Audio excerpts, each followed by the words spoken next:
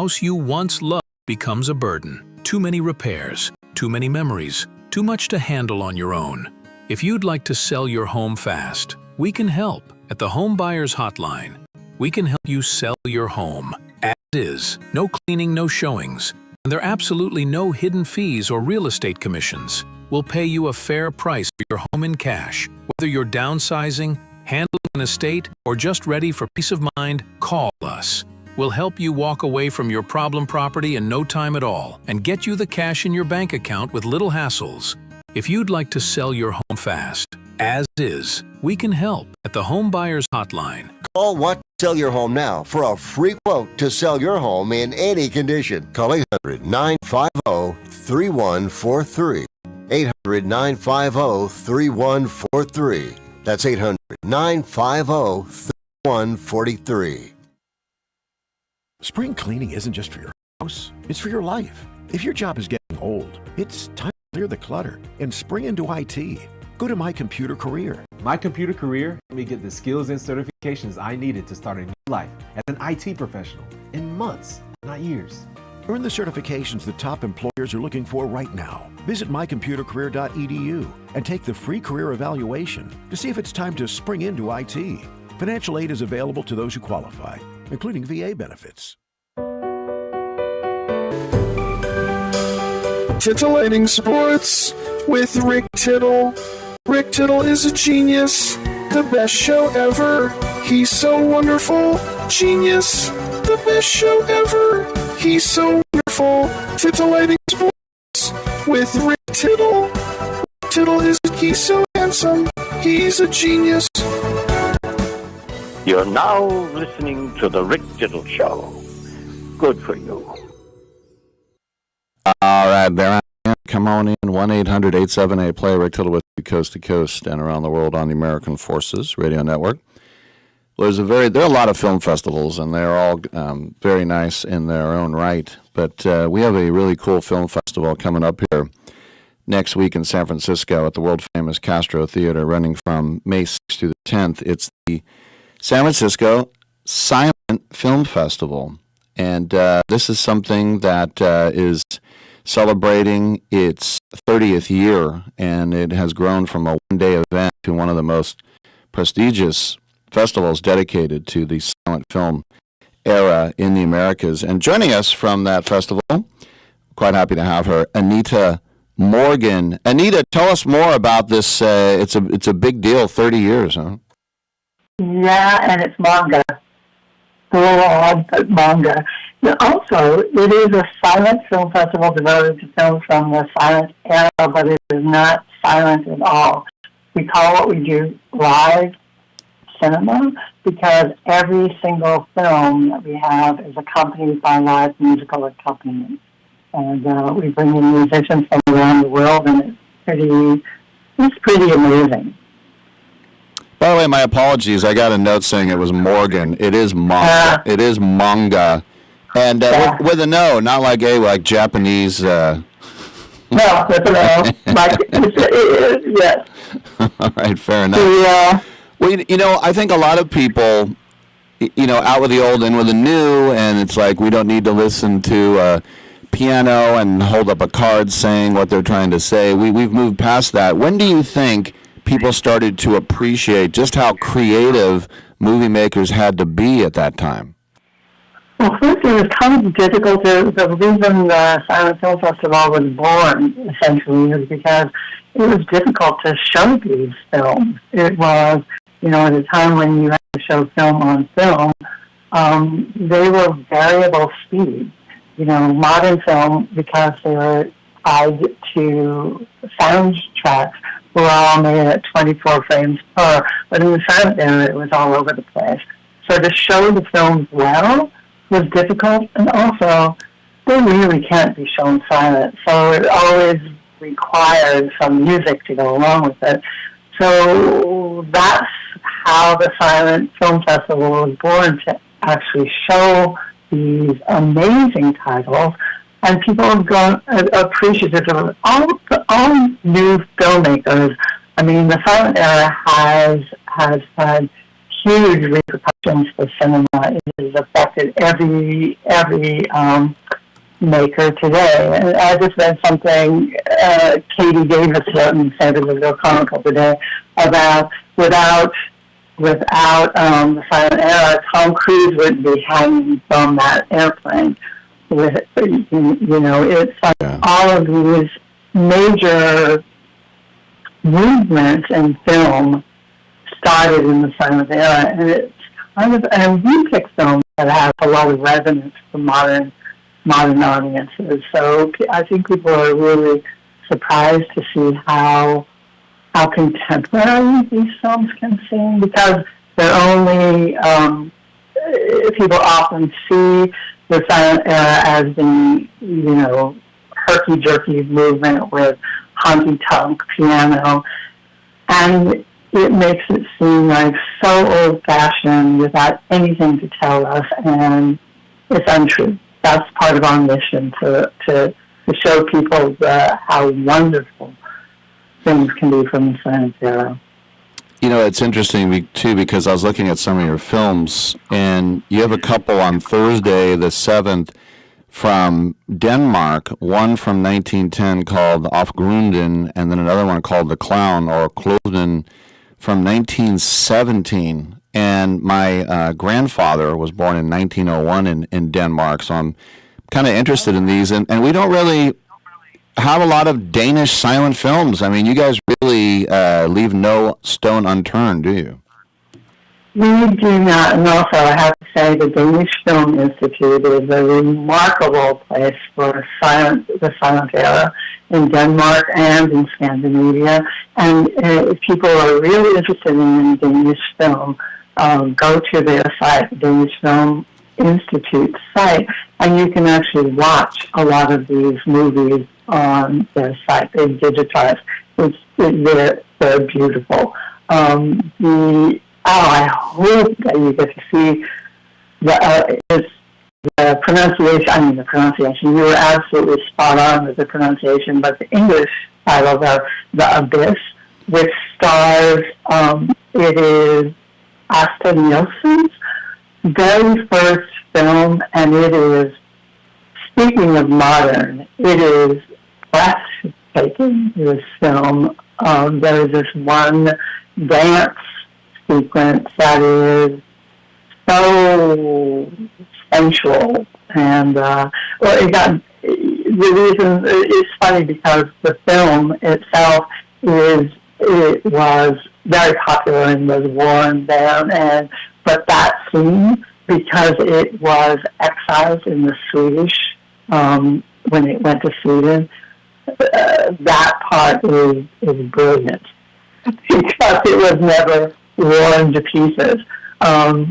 So anyway, people will be astonished to see her debut and the really erotic dance she has. Also, I noticed after the schedule was set in stone that there are 2 circus films in a row on this day. The Clown, which is the Danish film you talked about, and also Sensation in Winter Garden, which is a German film, which is about a trapeze artist. And it's set in Berlin in the 20s, which is pretty remarkable. That's another thing that the silent era does. When things are shot on location, you get a glimpse of a city, of a place, before the war, before World War II. The Winter Garden, where the film takes place, a lot of it, all of the circus stuff, it didn't survive the Second World War. So it's pretty, it's a historical record and an amazing story, too. Just have a couple minutes. Could you briefly tell us about the Amazing Tales from the Archives? I know you started that about 20 years ago, and most importantly, Thursday, 11 a.m., it's free admission. It is free admission, and it's a really cool thing. People love it. So this year we have Kyle Westfall, who has a lost comedy film that is like these people nobody ever heard of. doing kind of a pre-Laurel and Hardy thing.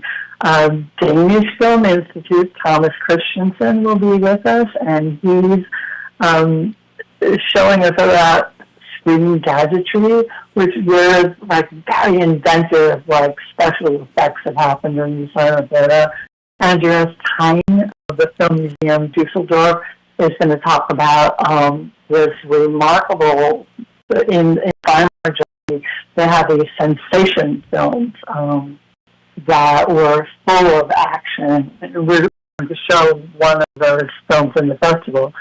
And then Carlo Ticcian from the Turin Museum is going to talk about pre-cinema. Anyway, this is a pretty cool program. People really do love it.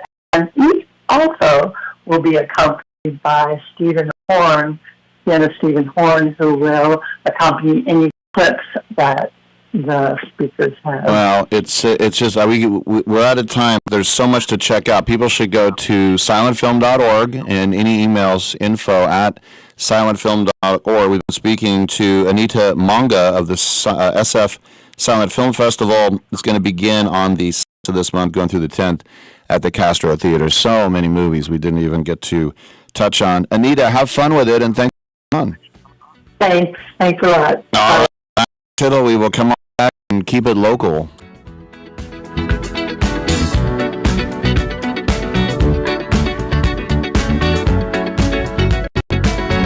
Like the legend of the phoenix, all ends with beginning. What keeps the planet spinning? The force from the beginning. Do you have diabetes? I'm sure you've seen the television commercials on the new CGM devices from all the top brands and how well they can help you manage your diabetes. Do you have the latest and newest in diabetes technology? The Diabetes Solutions Center carries most of the top brands, and the great news is your insurance may cover most of the cost. Call our special CGM hotline today, and our friendly representatives will help see if you qualify. You could get a new CGM from the top brands at little or no cost to you. Make living with diabetes easier. You are just one free phone call away to learn if your insurance covers the cost. So make this free call today to the Diabetes Solutions Center and learn for free how to get your new continuous glucose monitor. 800-520-8629. 800-520-8629. 800-520-8629. That's 800-520-8629. Listen up, guys. Are you experiencing any of the following? Fatigue, less drive, poor performance? If so, you may be one of the nearly 30 million men in the U.S. today dealing with ED.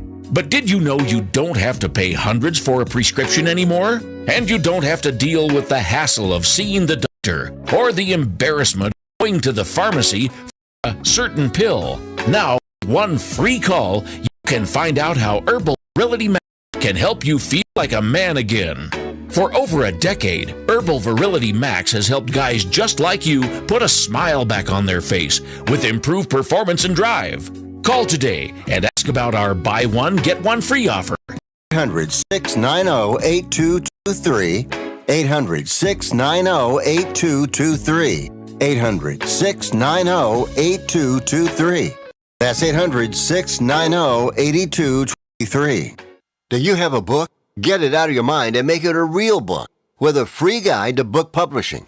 Trying to publish a book yourself can be complicated. It takes a lot of time. Time that you could spend writing your book or even more books.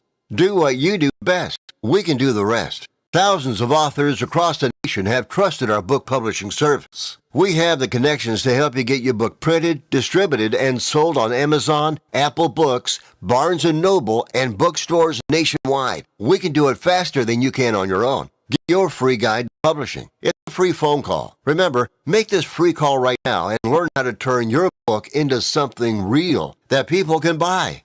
Get your free writer's guide. Call right now, 800-482-8399, 800-482-8399, 800-482-8399. It's 800-482-8399. Come again? You know I don't speak Spanish. In English, please.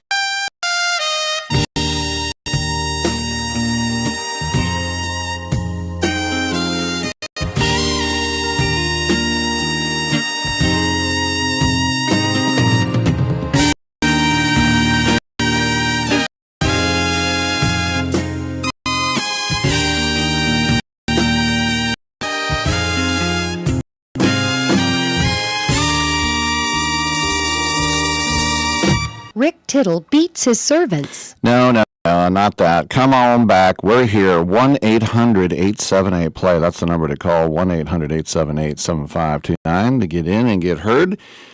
Someone who is no stranger to these surroundings here at 300 Broadway in San Francisco is our guest, Eric Wayne, who joins us on right now. Eric worked here back in the day, and it's great to have him back because he is here to talk about the Golden Gate Park Band. They have announced their spring and summer concert schedule, which is underway now and will go through all the way till the end of September. And of course, they always play at the Eccles Temple of Music. That's the band in between the DeYoung and the Academy of Sciences, or the Steinhardt, as I like to call it. First of all, Eric, welcome to the show, and my condolences over Clyde the albino alligator. Oh, yeah. Poor Clyde. My daughter loves Clyde. But Rick, I'm glad I'm on the phone since I not that you beat your servants. Yeah, I feel bad about that now. That's actually, I stole that line from a Letterman top 10 of what GE executives do when they get home. So that's, I'm going to admit that one's not mine. All right, so let's talk about how, well, first of all, if you came to Byline, not much has changed. I'm sure there are still some carts that you dubbed in the back. Oh, God. Are you guys still using carts? That's amazing. No, but they're on the wall in those little sleeves. Yes, I probably have touched those. Actually, yeah, a touch to history there. Yes. But, yeah, speaking of history... I was going to say, as we know, as Californians, we don't got a lot of history, and your band goes back to the 1800s. Pretty cool.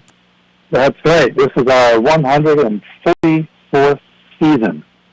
Since 1882, that's another reason I got a face for radio. It's hard being this old and looking this good. But, yeah, since 1882, we've been playing free concerts in Golden Gate Park for all the citizens and tourists and visitors of this great city. This will be our 144th year, like you said. We're underway right now. Our first concert was last Sunday. Coming up, we've got Constitution Day this Sunday. So if you're a Polish extraction, or you have someone who is, or you just love someone who is, it's a good time to come to the park. All right, now with this, because most of us know what a trumpet is. It's going to call reveille, taps. It'll be in a jazz band. The cornet looks like a trumpet, but it's a little more compact. It seems like there's a lot more, I don't know, twisty pipes going on. But I know that you do both. So what are the distinctions, please? Yeah, the cornet and the trumpet are, if you unwound them and made a straight tube out of them, would be exactly the same length. Even though the cornet, as you rightly noticed, has more wrap, so it looks a little more compact. The other very big distinguishing factor is that the cornet has more conical inside. A bore is what we call that.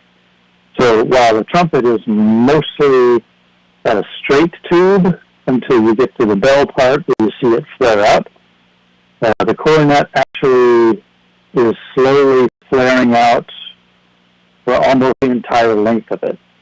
that gives it a little more mellow and sort of more nice sound than you would get from trumpet. And this really, most modern day cornets and trumpets sound a lot closer than it used to, back in the day, in the late 1800s and early 1900s. Back then, everybody, the primary instrument was cornet, and trumpets were really just used for emphasis and, like we said, fanfare. But over the years, the manufacturing process has, changed, and they've become closer than they used to be in sound and character. We all do things on the way up. I was an unpaid intern in television in the late '80s, and you have to do what you got to do. So tell me about when you were the cable monkey. Oh man, I've been a cable. I started being a cable monkey when I was still in school. I was working the jazz festival at University of Northern Colorado, which is also when I got my first radio job at ACOL in Fort Collins. I was the voice of the Truckers Radio Network on the AM. On the AM side, and that was back when on the FM side it was mostly what we now refer to as easy listening. And back then, stations would get a lot of money for pumping that into businesses and corporate headquarters. But boy, talk about carts. Everything on the FM side was automated. I don't know if you've ever seen one of those giant rotating art machines. It was controlled by a very rudimentary computer that used to break down all the time. It was a long time ago. So yeah, I've been wrapping cable most of my life. All right, so the Golden Gate Park Band, every Sunday all the way through the end of September, except for the 17th of this month, there'll be no concert. But I just looked at, you mentioned the Polish one coming up on Sunday. This Sunday, you got Armenian, you got Scottish, you got Hungarian, Ukrainian, Spanish. And then, of course, 4th of July, I'm going to predict a lot of John Philip Sousa being played. We're going to play some Sousa, but on the 4th of July, that Sousa march, we're going to play Stars and Stripes. But what we're going to do is we are going to raffle off a chance for your kid to conduct Stars and Stripes forever. So that'll be interesting. And on the 4th of July, we're also going to try something new. We're going to have a best patriotic costume dog competition. Wow. So dress up your poodle and bring them out. I've got an Uncle Sam outfit for my Shih Tzu. Oh, I'm looking forward to seeing you there. I lied, actually. So, last question. How do you guys do this for free? I mean, the city's not paying for you guys. Are you getting donations? How does this all work? Yeah, that is, this is our 6th year of being an actual 501c3 nonprofit. So, while we're a very old organization, we are very young in the nonprofit world, and so we really rely on donations from the concert goers. We also are very happy to get grants from the San Francisco Grants for the Arts, and oh my goodness, I don't remember this, or I'll be in trouble. The Music Performance Trust Fund. Thank you, guys. Administered through Local 6, the musicians union, of which we are all part of. And then finally, is there a website people can find out all the dates? Absolutely. GoldenGateParkBand.org. There it is, GoldenGateParkBand.org. And I've always kind of found it just was a nice surprise. You go to Golden Gate Park, and if people don't know, on Sundays, cars are prohibited. So you can walk around and ride your bikes on the streets. At least as far as I know, they didn't stop that, did they? It's still no cars on Sunday? No. You can. The cars are only prohibited on Kennedy. Kennedy Drive, the north side, and MLK. You can come in off of 9th or off of Fulton. Okay. And you can still park for free in the park. So yeah, you can come out. There's garages underneath the museum. Very good. Have you been up, by the way, that DeYoung Star Wars looking big brown thing? Oh yeah, Have you been up there? The observation tower. I have. I'm a member of my family is a member of the DeYoung and the Academy of Sciences. It's a great view up there. I encourage everyone to come out. And, there are food trucks behind the band show, so you can get. You can get food every Sunday at 1 p.m. for the 17th of this month. Go to Golden Gate Park, the Spreckles Temple of Music, the band shell. Right there, it's a beautiful venue. We've been speaking with our old friend Eric Wayne of the Golden Gate Park Band. Have a great summer, man. Thanks for coming on. Thank you. Thank you very much. All right, I'm Tittle. Come on back. Yeah, I'm different. I'm different. Yeah, I'm different. Pull up to the scene with my ceiling missing. Pull up to the scene with my ceiling missing. Pull up to the scene with my ceiling missing. Pull up to the scene with my ceiling missing. Middle finger up to my competition. Lower your car payment today. Lower your car payment today. Yes, you heard us right. You can lower your car payment right now by making this free call and save up to $1,400 a year on your current car payments. Think about your current car payment right now. What's that costing you per year? Now think about what it would be like to put an extra $1,500 back in your pocket. That's the average savings our customers experience. We can help you drive the same car and pay less every month by lowering your car payment's interest rate to as low as 4.67%. At Rate Genius, we can work with you to refinance any car payment. If you qualify, it costs you nothing to find out how you can lower your car payment. To learn more, call this number right now. 800-832-2816. 800-832-2816. 800-832-2816. That's 800-832-2816. Have you suffered sports betting losses? There is someone who wants to fight for you to see you get back what you have lost to those sports betting companies. Michael Watts is a prolific trial lawyer with over $11 billion in total recoveries for his clients. And now with sportsbettingclaim.com, he'd like to help you. Michael has been a leader in some of the largest and most complex cases in the country, from defective cars and tires to damaging drugs and medical products. He has always represented the rights of individuals harmed by large corporations. His efforts recently resulted in the recovery of billions for individuals who lost their properties to fires carelessly caused by electric companies and others. Michael knows that sports betting companies preyed on and manipulated consumers into losing their life savings, and he wants to make them pay. If you have suffered financial hardship as a result of online sports betting and would like help seeking compensation, please submit claim information for evaluation at sportsbettingclaim.com. Michael Watts, focused on winning for you. sportsbettingclaim.com. Let's be honest. Most businesses don't struggle because demand is low. They struggle because their back end can't handle growth. Leads come in, but follow-up is slow. Calls get missed. Appointments don't get confirmed. And everything lives in different places. So even when marketing works, revenue doesn't scale. That's a systems problem. Create Assistance fixes this by building a done-for-you CRM and automation system that captures every lead, follows up automatically, confirms appointments, and keeps everything organized in one place. And only after that foundation is built, AI voice and chat employees get added on. If your business feels chaotic behind the scenes, it's time to fix the back end. Visit createassistance.ai and book your call today. Or you can call or text 515-500-2224. Again, that's 515-500-2224. We look forward to hearing from you. What would you say you do here? Well, look, I already told you. I deal with the customers so the engineers don't have to. I have people skills. I am good at dealing with people. Can't you understand? What the hell is wrong with you people?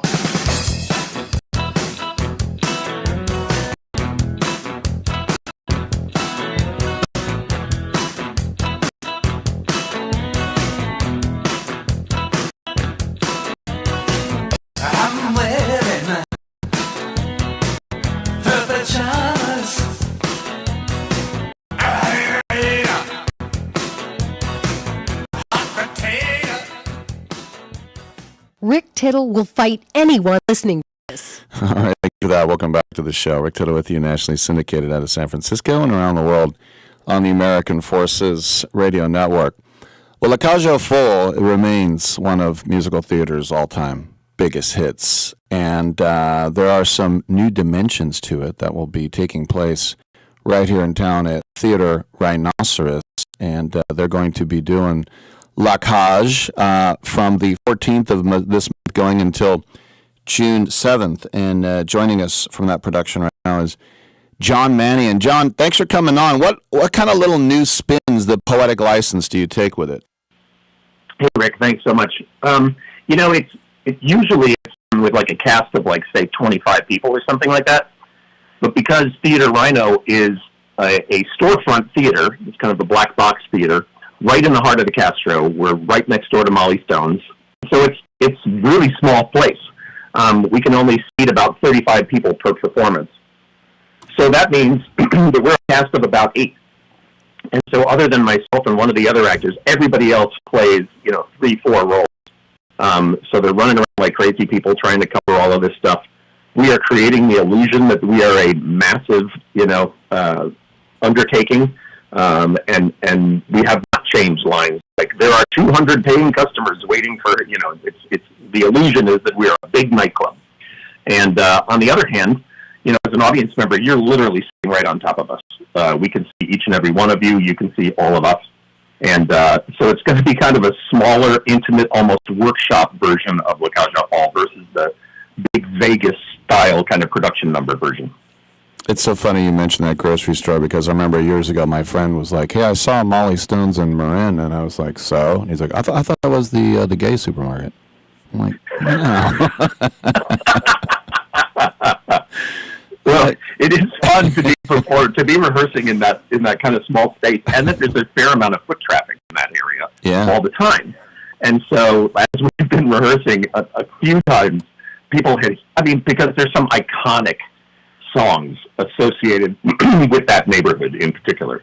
And so when we get to, I Am What I Am or La Cage aux Folles itself, people poke their heads in the door, and they don't quite realize that it is one space.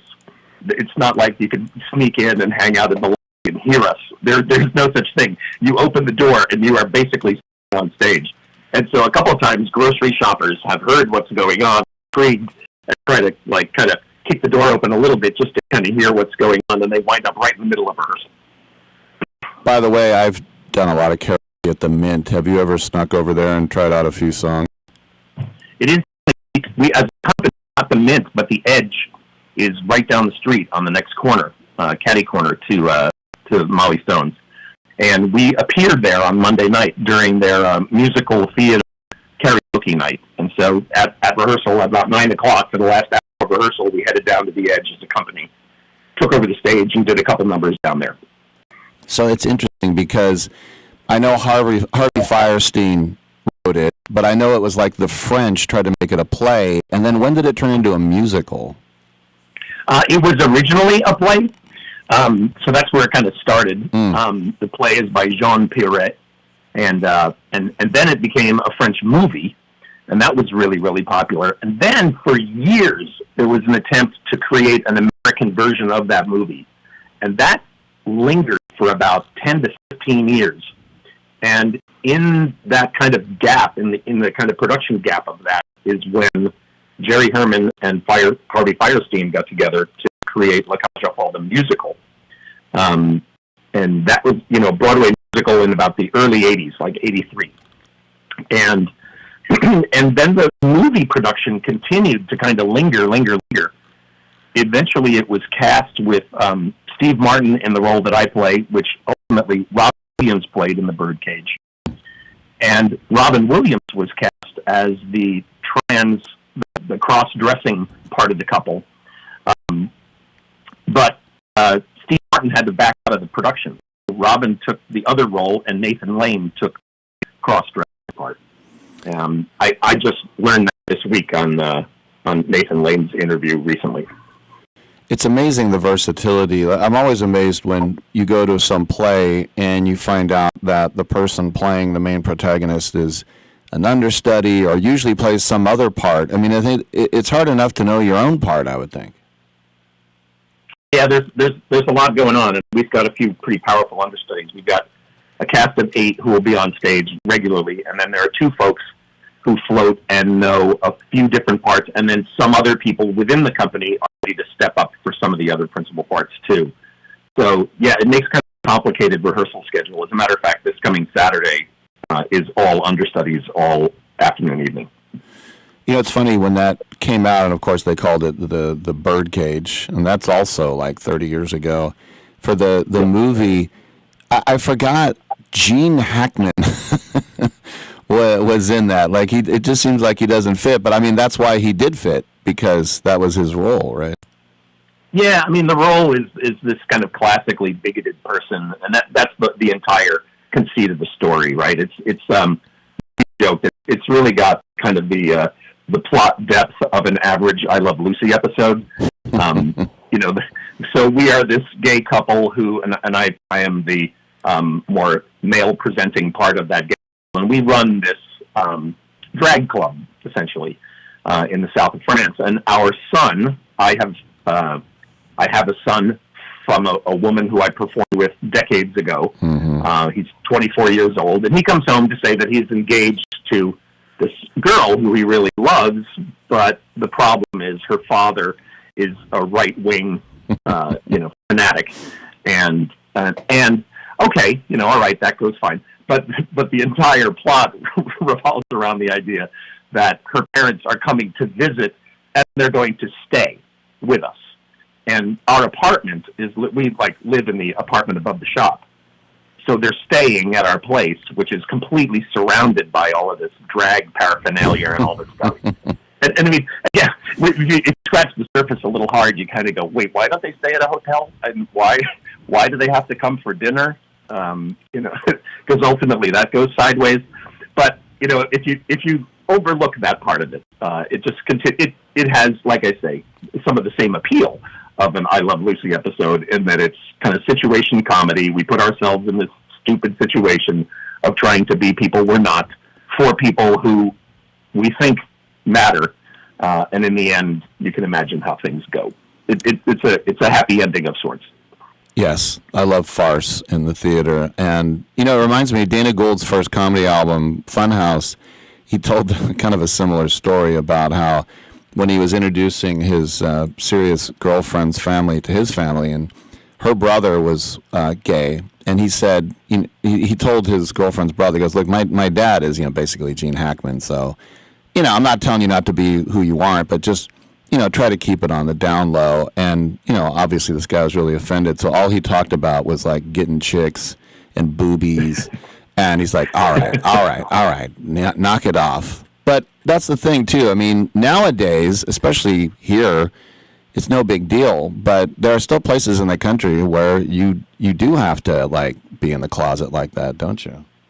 It is, yeah. No, that's sad, and certainly let's hope that kind of where we are right now is kind of a downward blip, and we'll continue to kind of progress in a more open direction. But even in terms of the same sort of story adapted again, I think it was last calendar year, this movie A Nice Indian Boy came out, and it starred Jonathan Groff, who obviously is Caucasian, and he meets a nice Indian fellow, and that Indian fellow has to bring Jonathan Groff home to his very traditional Indian household, and then the twist on that is that Jonathan Groff was adopted and raised by even more devout Indian people. So he knows more about some of the Indian cultures and religious context than even this supposedly devout family knows. So, but it's an ongoing story of, like, just kind of dating again, outside, or associating with people who aren't necessarily 100% you. And then, just for people who don't know, I mean, there are people in the Bay Area who don't know about Theater Rhinoceros, and it is for queer, as you guys put it, queer voices, visions, advocacy, and performing, right? Yeah, it is. And a lot of the programming there is for the queer community, and explores, subjects that you wouldn't see in other theaters. Besides the fact that we're small and that we're tiny but mighty, there are some aspects of our show which fully take advantage of the neighborhood that we're in and the attitudes around it. And so there's some pretty naughty bits in our show that we've been rehearsing, and we keep asking ourselves, is this too far? Have we gone a little too far? If this is supposed to be, as my character, warns people, please stay in your seats while the cajal perform, the management can be responsible for your safety. I mean, that's written into the script, and there's supposed to be something sort of subversive about what it is that you're doing. I think what they're alluding to is certainly the drag thing. We've taken it to a much further. Being a storefront theater in the Castro, if you've walked in front of a variety of storefronts in the Castro, we reflect that neighborhood on stage. I remember when my brother lived in Noe Valley, when we would go play softball, we would drive sometimes through the Castro to get to the field. And I don't know if that store is still there, but I thought it was hilarious. It was a store called Does Your Father Know? Right. Yeah. No, it's still there. and they do not, their window, presentations are not necessarily family friendly. Yeah. But it depends on your family, I guess. I guess it rhymes with Fildo, right? All right, on that happy note, everyone, check out La Cage aux Folles, the Birdcage, being performed right here in San Francisco in the heart of the Castro at Theater Rhinoceros. You can go to therhino.org to check out tickets. And Saturdays, Thursday, Friday, Saturday, May 14th through the June 7th. Those are 8 p.m. shows, Sundays at 3 p.m. And then there's also, starting on the 23rd, some Saturday matinees at 3 o'clock. We've been speaking with John Mannion. John, congrats on the show. Have fun with it. Beautiful. Thanks so much. All right, I'm Rick Tittle. We'll take a quick break, and we'll come on back on Byline.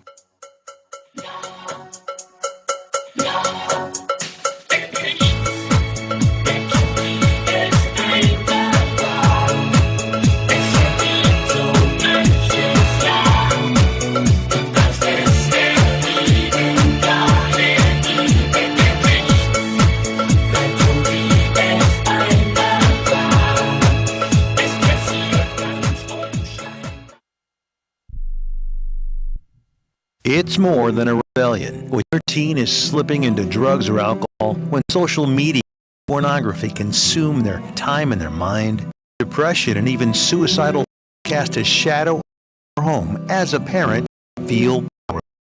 There is hope. At Turnabout Ranch, troubled teens step away from the chaos and into a clarity of nature on a working cattle ranch. Care for horses, learn responsibility, build trust, and rediscover purpose. In theory, it's real work, real therapy, real healing. Families from across the country have found transformation right here, just when they thought hope was gone. If your teen is struggling with addiction, harmful online behaviors, even weight management, call right now and get the help you all need. 800-219-2494, 800-219-2494, 800-219-2494. That's 800-219-2494. Do you want to add a boost to your sex life this weekend? Do you want to make your partner and yourself happy? Then call our special hotline now. We'll sell you those little pills that work below the belt for less than $1 a pill and deliver your package in a few days, just in time for the weekend. Our pill delivers almost the same results as expensive pills for less than $1 a piece, and you don't need a prescription. And ask about their buy 3 get 3 offer. What are you waiting for? Boost your sex life and have a great time now.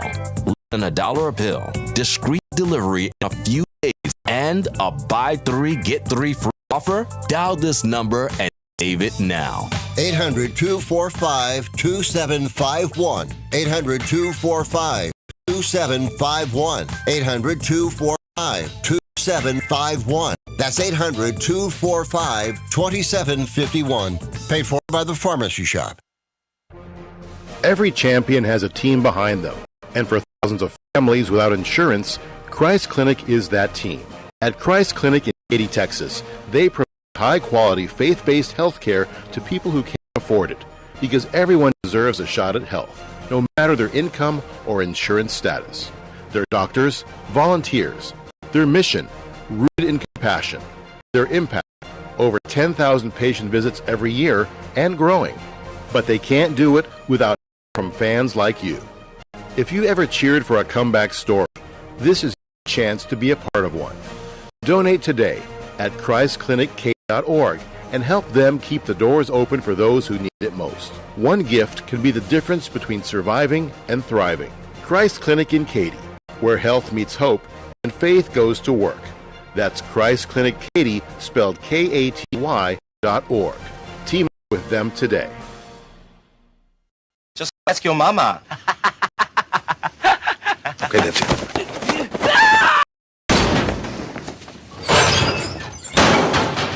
Hey, your mama is in here.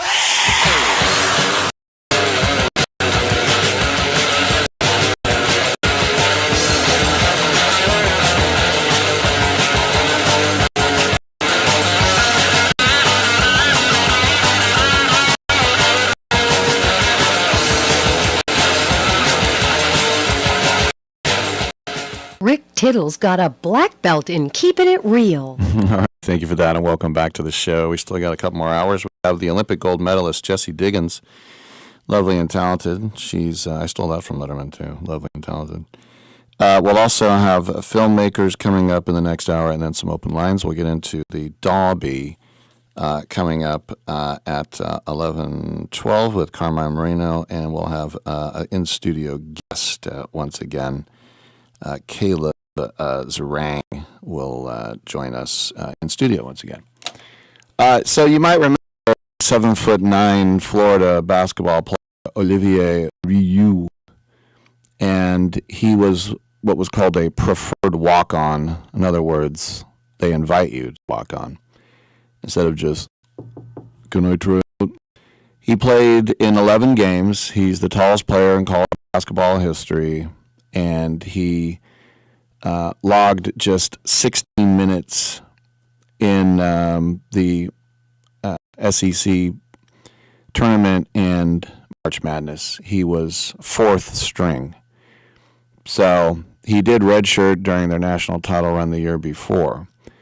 So there was no way he was going to declare for the draft because he scores 1 point a game. And so he's going to do what Aiden Mahaney did. He went to St. Mary's, his hometown team. Then he went to UConn. And then of the 3 years they went to the championship game, that was the year he wasn't. They didn't go. But he decided to UC Santa Barbara because he wanted to play. And so now, who is in the Guinness Book for the tallest teenager ever at 7'5", he is transferring to UC Irvine. Yes, the UC Irvine squad, that's in Orange County. That is, they do play D1. They lost to UNLV in the NIT, but those, of course, are the Anteaters. Sometimes I get them confused with Anna Slugs, but that's UC Santa Cruz. So they have gone to March Madness twice this century. They're not a joke program, but look, he wants to play in Orange County.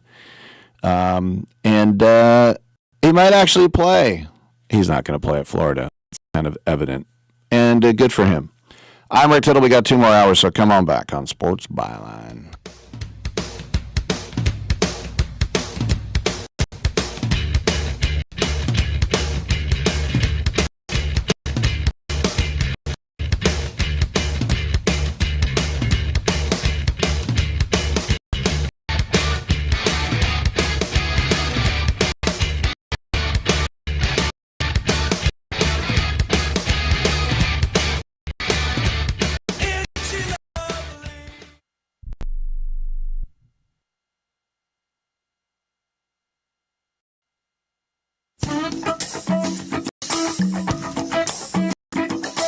I'm Mike Sempervive with the Sports Byline Broadcasting Network 2-minute warning. I gotta admit, been in the doldrums a little bit when it comes to sports in the last few days. You gotta understand, my Nationals are playing the Mets right now in the Spider-Man meme of bad baseball teams. So Wednesday night I turned to the National Hockey League to give me something to work with, and the stick and puck gods delivered.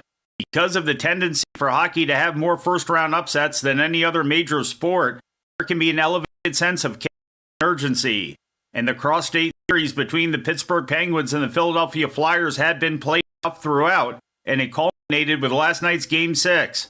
For the Penguins, superstars of Genny Malkin turns 40 this offseason. Sidney Crosby turns 39, also the same age as Chris Letang. Throw in soon-to-be 34-year-old Brian Rust, who's been the subject of trade speculation since last season, and there was an urgency for this version of the team to win now. And they did everything they could last night to keep their hopes and season alive. Conversely, this year's Flyers are one of the youngest in the league. And despite lacking one single dominant scoring force, the team finished with 98 points and put the pressure on themselves to hold the throttle wide open and show that their time is now. The Flyers hadn't been to the postseason for the past 5 seasons. For crazed Philly fans, it's been as painful as the biblical drought that Elijah declared on King Ahab. For them and the young Flyers facing a veteran mountain, there was urgency. Last night, Pittsburgh goalie Artur Shilovs and Philadelphia's Dan Vladar stood on their heads for 77 minutes and 32 seconds and put on an instant classic. Back and forth, the two teams went through regulation. Facing elimination, the Penguins played overtime with a furious abandon. Skating on the ice and offering waves of shots that had Vladar contorting his body and gliding back and forth between the posts as if he was a bubble hockey figure being controlled by a sugared-up child. Ending the night with 42 saves. But as time ticked away, the Flyers won a face-off and the puck ended up with 21-year-old Matvei Michkov. Hoping to be a future star, Michkov was a healthy scratch for Game 5 as a message of urgency sent by first-year head coach Rick Tocchet, himself a Flyers legend. Michkov delivered a somewhat risky pass across the top to Cam York, who also sensed the time was now. With Noah Cates providing a screen in front of the Pens Shilovs, York rifled the puck at the net. And as Shilovs moved left across the crease, the puck whistled past his right shoulder.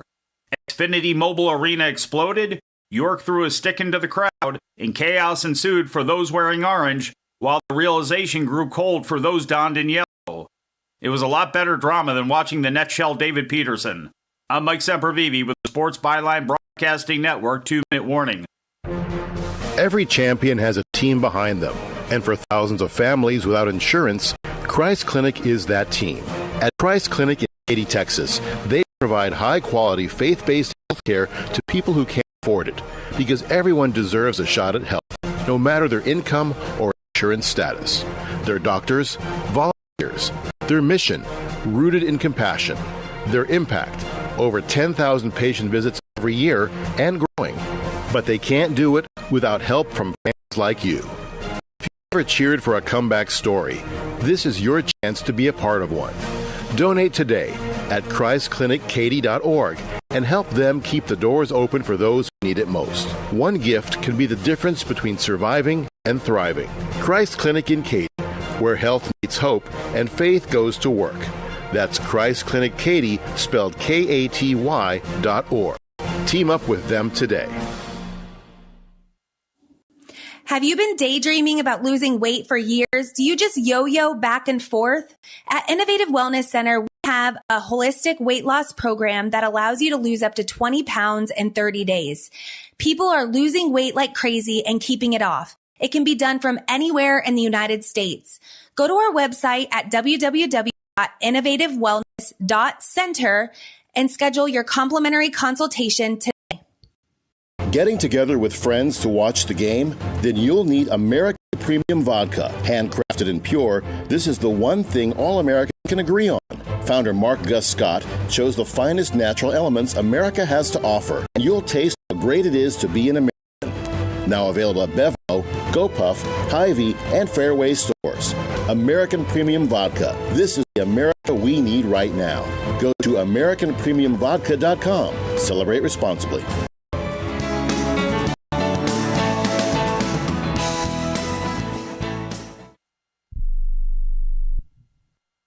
Let's be honest. Most businesses don't struggle because demand is low.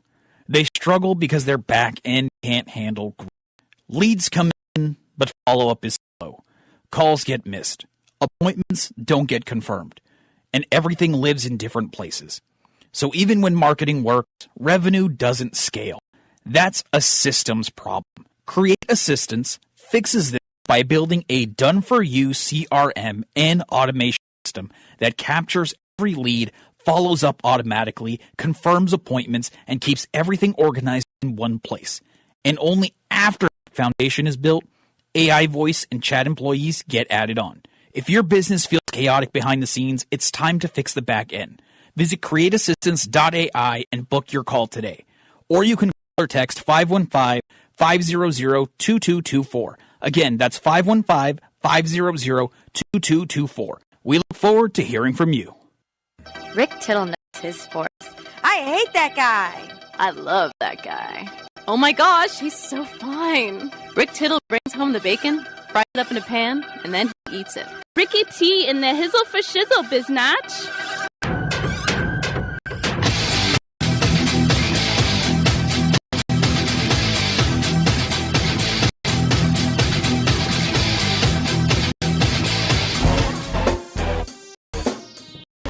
Thank you so much and welcome back to the show. 2 hours to go. Rick Tittle with you.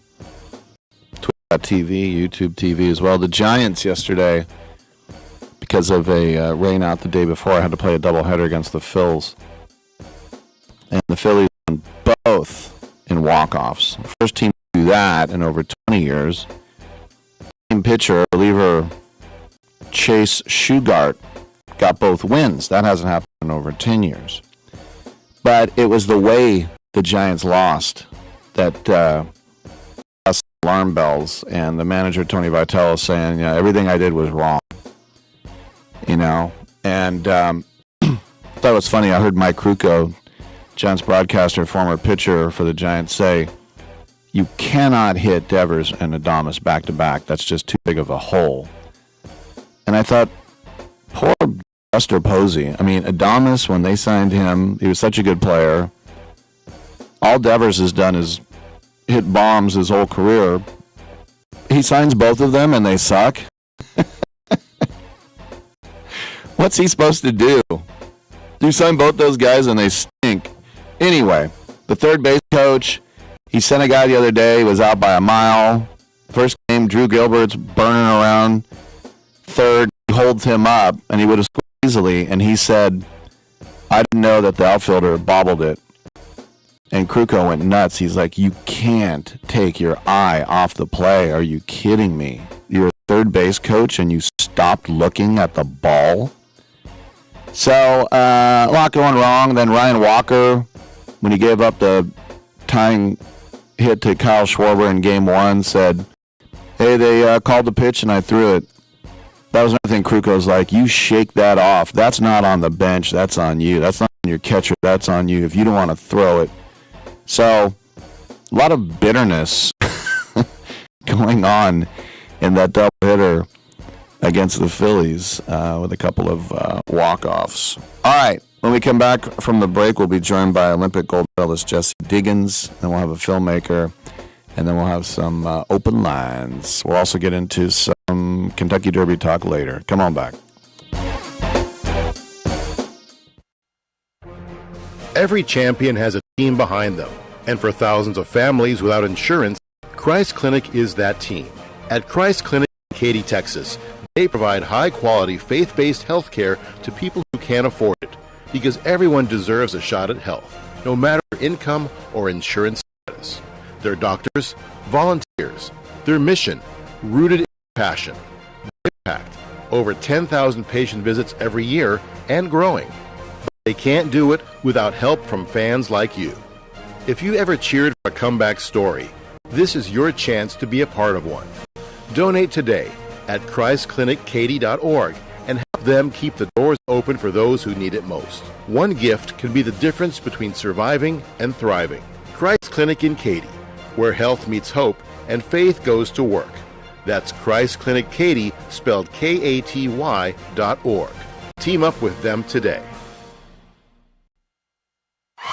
My fellow Americans, let the message ring out that from this day forward, when you buy American, you buy best. Handcrafted, something premium, something pure. For this is the very essence of what our servicemen and women gave their lives to protect, and by God, we shall not allow their sacrifice to be forgotten. It's time to show the world just how great American can be. And we will not wait for tomorrow to come.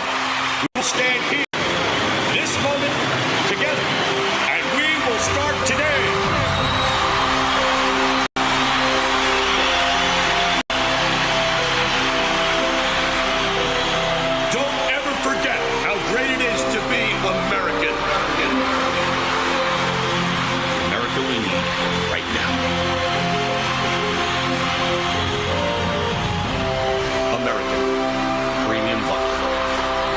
Celebrate responsibly. Kohl's has Mother's Day gifts that feel like a treat. Because moms deserve something nice. Preferably something that doesn't involve snack duty, carpool, or reminding anyone where their shoes are. Make their day with 25% off across the store during Kohl's Friends and Family Sale at Kohl's and Kohl's.com. It's just too bad you can't buy her the one thing she really wants, a nap. Select styles 25% off or ends May 3rd. Some exclusions apply. See store or Kohl's.com for details. Hour 2 of titillating sports. You thought it couldn't get any better, but it's better. Rick Tittle is back. He's so great. I can't believe how awesome he is. More sports talk, yes. Couldn't get any better, but it's better. Rick Tittle is back. He's so great. I can't believe how awesome he is. More sports talk, yes. Hour 2 of titillating sports. Hey! Check out Channel 9. Check out Rick Tittle. Roars rattle around the cross-country stadium in Pyeongchang. Sweden, the U.S., and Norway coming to the line. Here comes Diggins! Here comes Diggins! Diggins making the play around Sweden. Yes! Jessie Diggins Yes! to the line. Yes! And it is Yes! Jessie Diggins Goal! delivering a landmark moment that will be etched in U.S. Olympic history. All right, that was a very dramatic and awesome call. Thanks for that. Rick Tittle with you coast to coast and around the world on the American Forces Radio Network. And yes, we are very happy to be joined by the Olympic gold medalist, the pride of the Twin Cities, Jessie Diggins. And Jessie, first of all, welcome to the show. Second of all, who was the color commentator that was losing his mind? Yeah. Thank you so much for having me. It's an honor to be here. And so Chad Salmoa basically single-handedly got hundreds, if not thousands, or maybe millions of people interested in this rather niche sport in the U.S.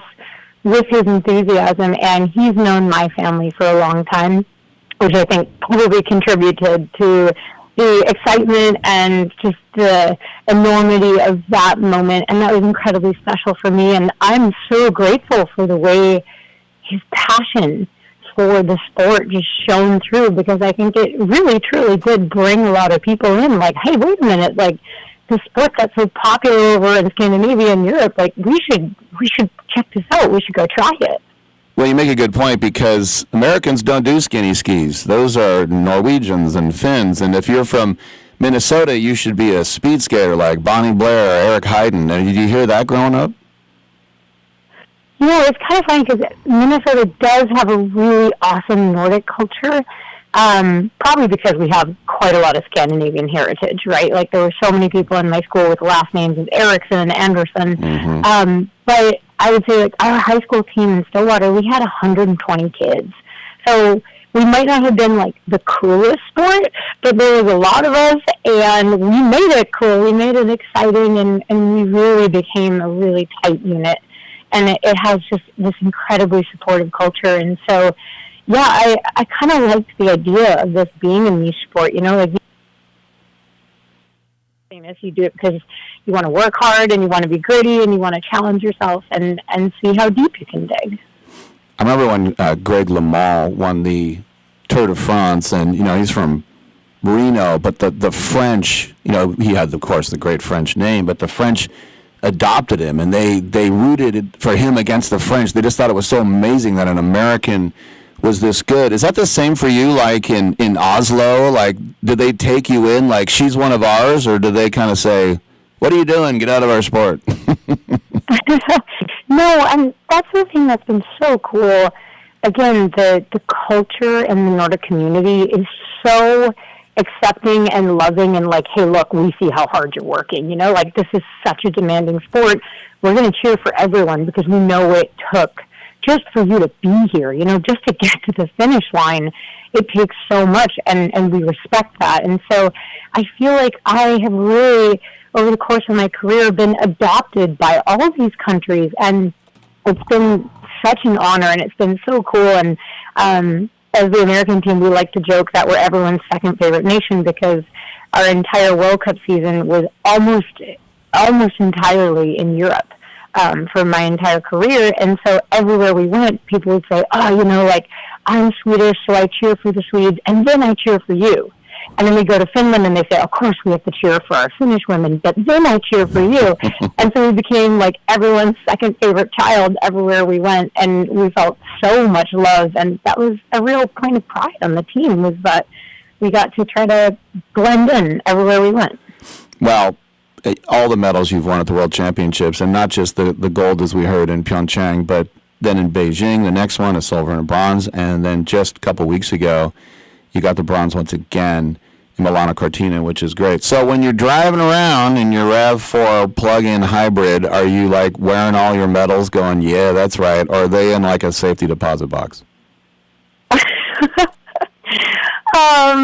Well, it's actually funny. I was actually taking the medals back from the airport in my hybrid because I was just on a work trip, and I got to share them with people, and that's my favorite thing, is to get to, especially if I get to hand them out to kids. That's really, really fun, like doing school visits and getting to inspire people at kids camps, but also adults, like, hey, see how heavy it is, put it on, like, take a picture, show your friends. Like, it's fun to be able to share basically what they represent, which is being gritty and working with the team and staying inspired to chase your goals. And the ironic thing, though, is that I don't display them anywhere in my house.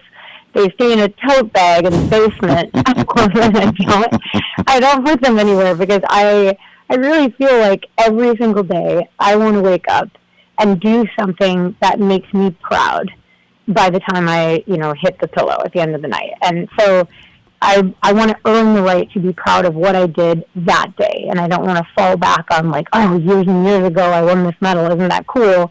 No, like, I want to make the world a better place today, even if it's a very small action.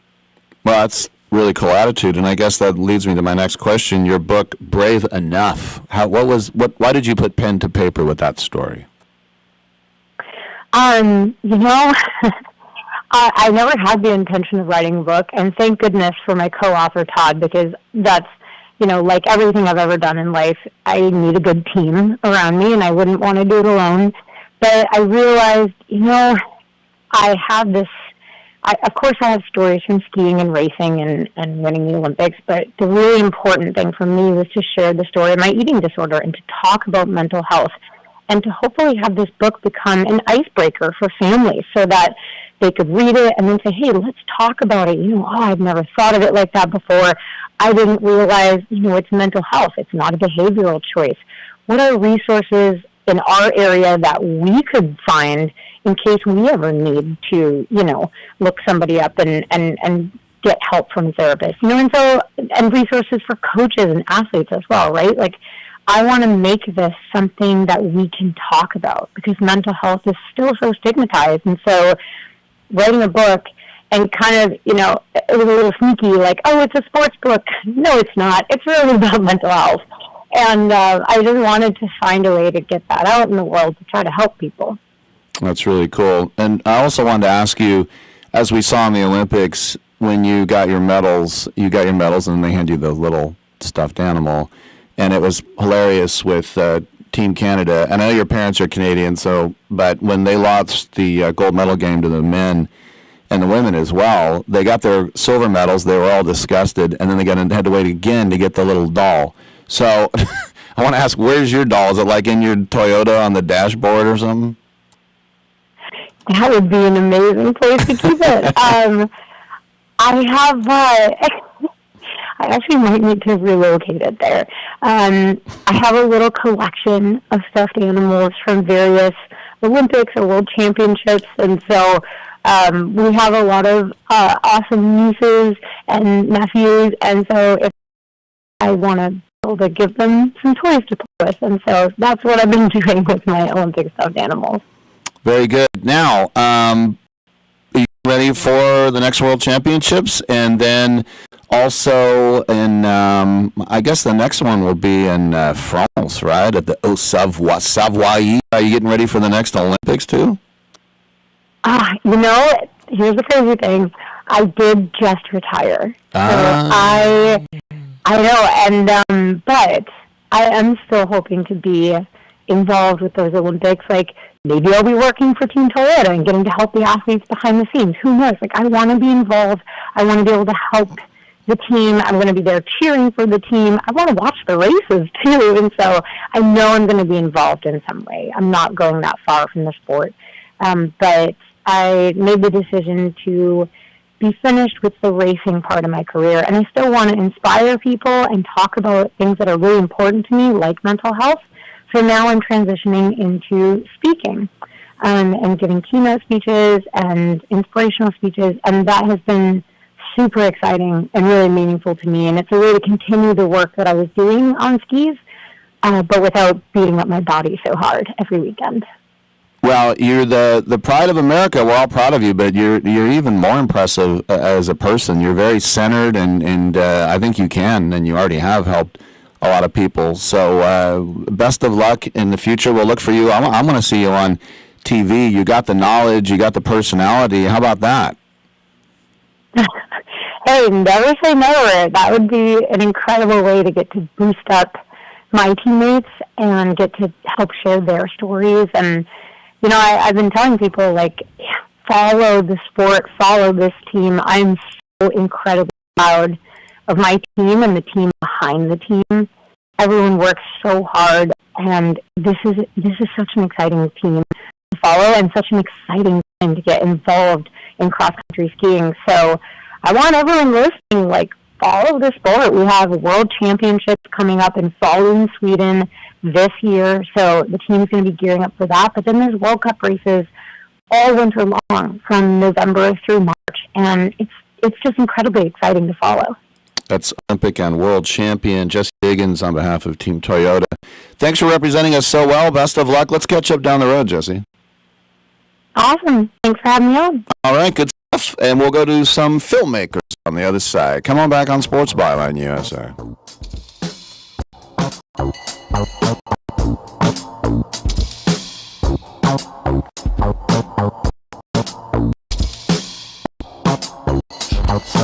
Strange ways coming today. I put $1 in my pocket and I threw it away. Been a long time since the federal die. Maybe body sound like I'm in my mind. To calm my worries, fix my thoughts, pull my hopes like a juggernaut. Do you have a book? Get it out of your mind and make it a real book with a free guide to book publishing. Trying to publish a book yourself can be complicated. It takes a lot of time. Time that you could spend writing your book or even more books. Do what you do best. We can do the rest. Thousands of authors across the nation have trusted our book publishing service.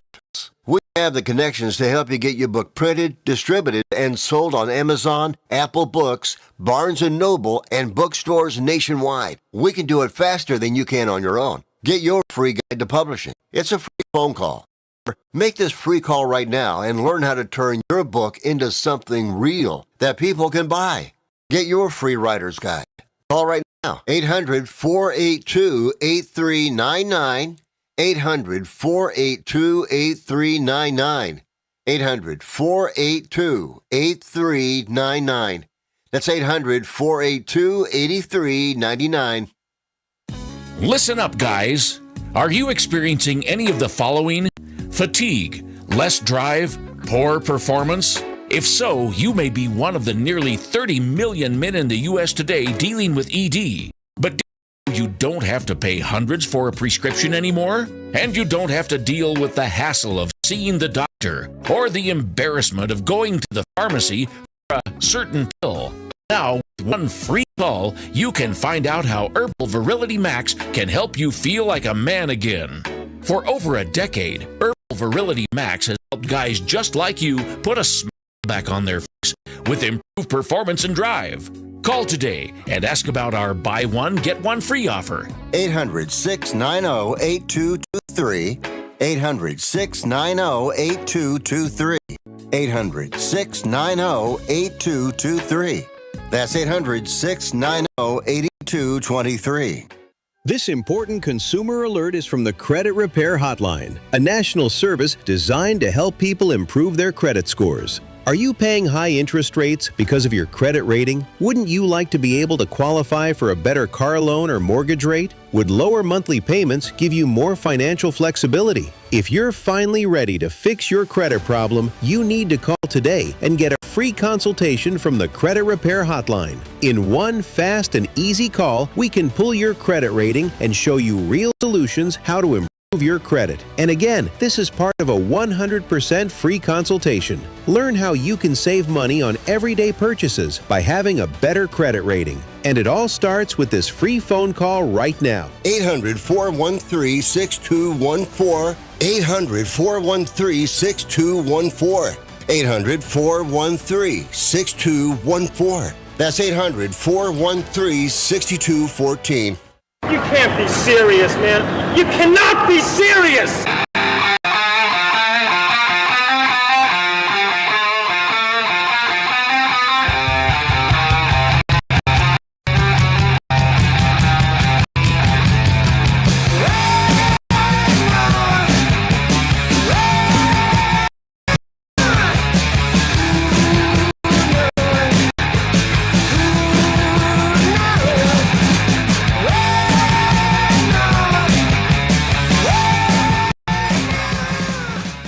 Rick Tittle's got a black belt in Keep It Real. Thank you for that, and welcome back to the show. Rick Tittle with you coast to coast and around the world on the American Forces Radio Network.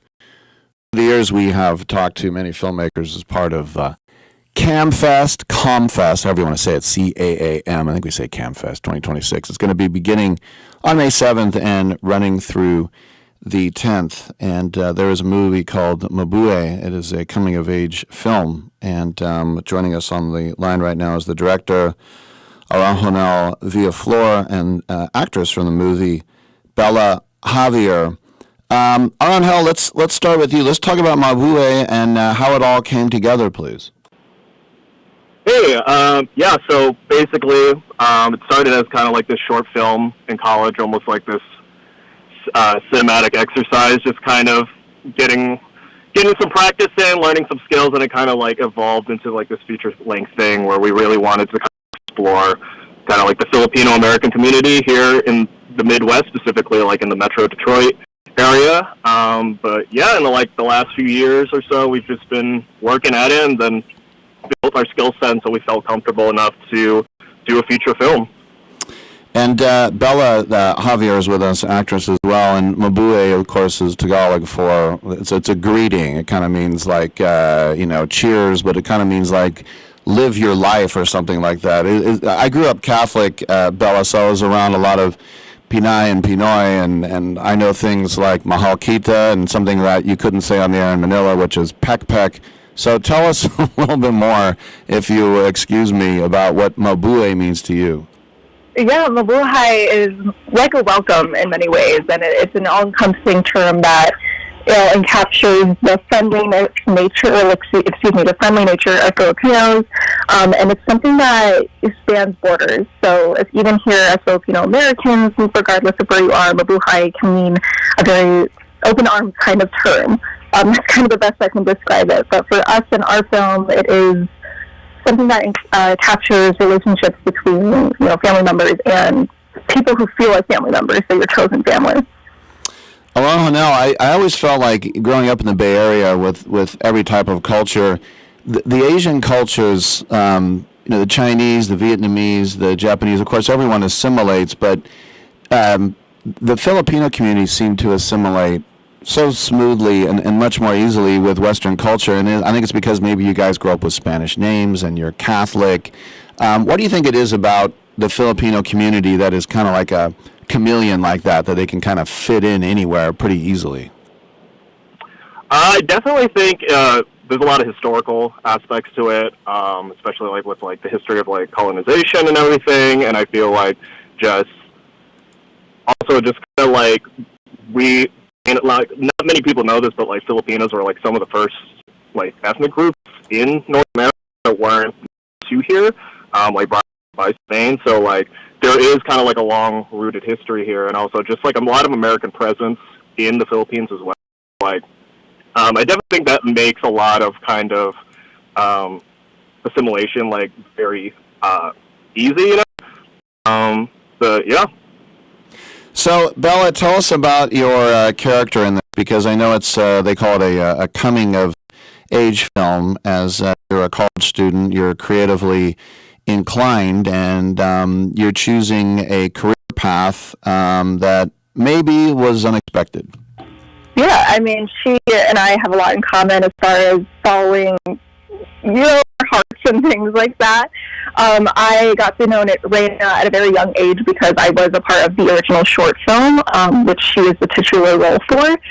So her and I are very similar in that we decided to go with non-traditional career paths. I actually studied linguistics and philosophy in college, so a lot of the experiences that she endured as far as navigating challenges with her family were very similar to my own life. So Raina is a very important character to me. I grew up with her basically through my adulthood.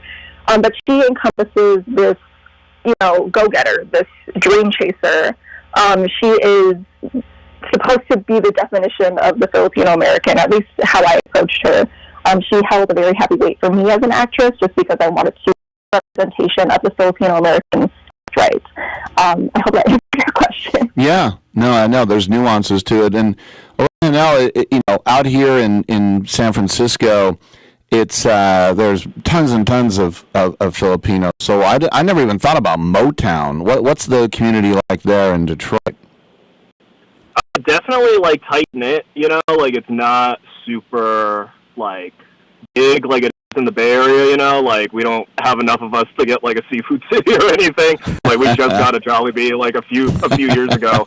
But yeah, it's very close knit, and I feel everybody knows someone, and it's kind of how me and Bella met, or friends of friends. Yeah, it's definitely very close knit, and we definitely have to stick together a lot more, and it's a lot more, I guess, hidden in plain sight type of thing. Whereas in the Bay Area, it's so prevalent, it's in the Bay's culture overall. So it's definitely a little bit smaller here, but still just as tight knit and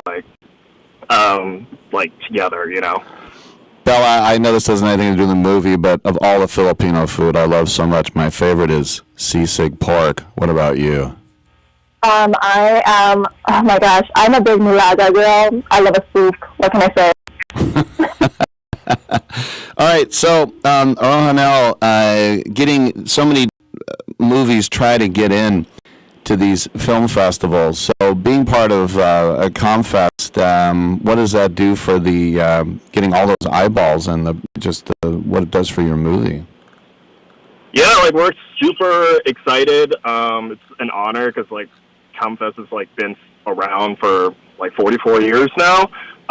So it being such a staple in the Asian American arts community, especially in the Bay Area where there is a lot of Filipinos, we're really excited to be able to share our story, and us being from the Midwest, hoping there can be a useful exchange of ideas and cultures, and hopefully we can learn something from each other that helps benefit all of us together. So we're really excited, and we're very honored to be a part of the festival.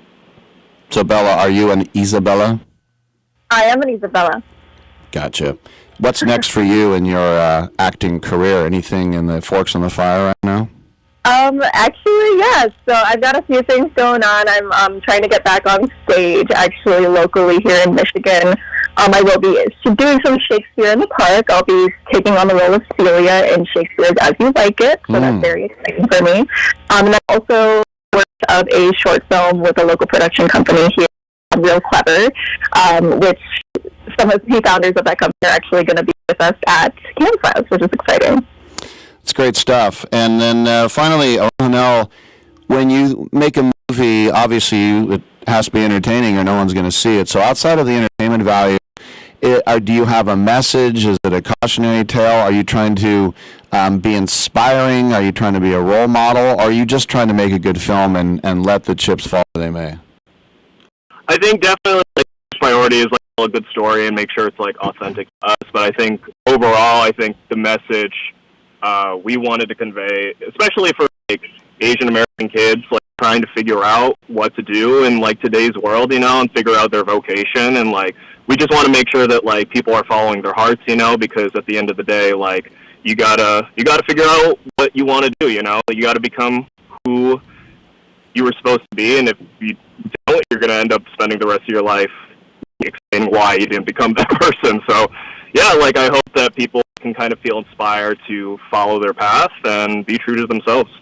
44th year CamFest, of course, right down here in Japantown, May 7th through the 10th. There's going to be a big opening gala and screening. There's closing night centerpieces, Q&As. There's going to be a lot going on. Go to camfest.com, CAAMFEST. We've been speaking to the director and actress from Mabuhay, Aronjonel, Villaflor, and Bella Javier. Congrats on you two, and have a good time. Thanks for having us. All right, good stuff. I'm Rick Tittle. We'll come back with open lines, 1-800-878-PLAY. So come on back.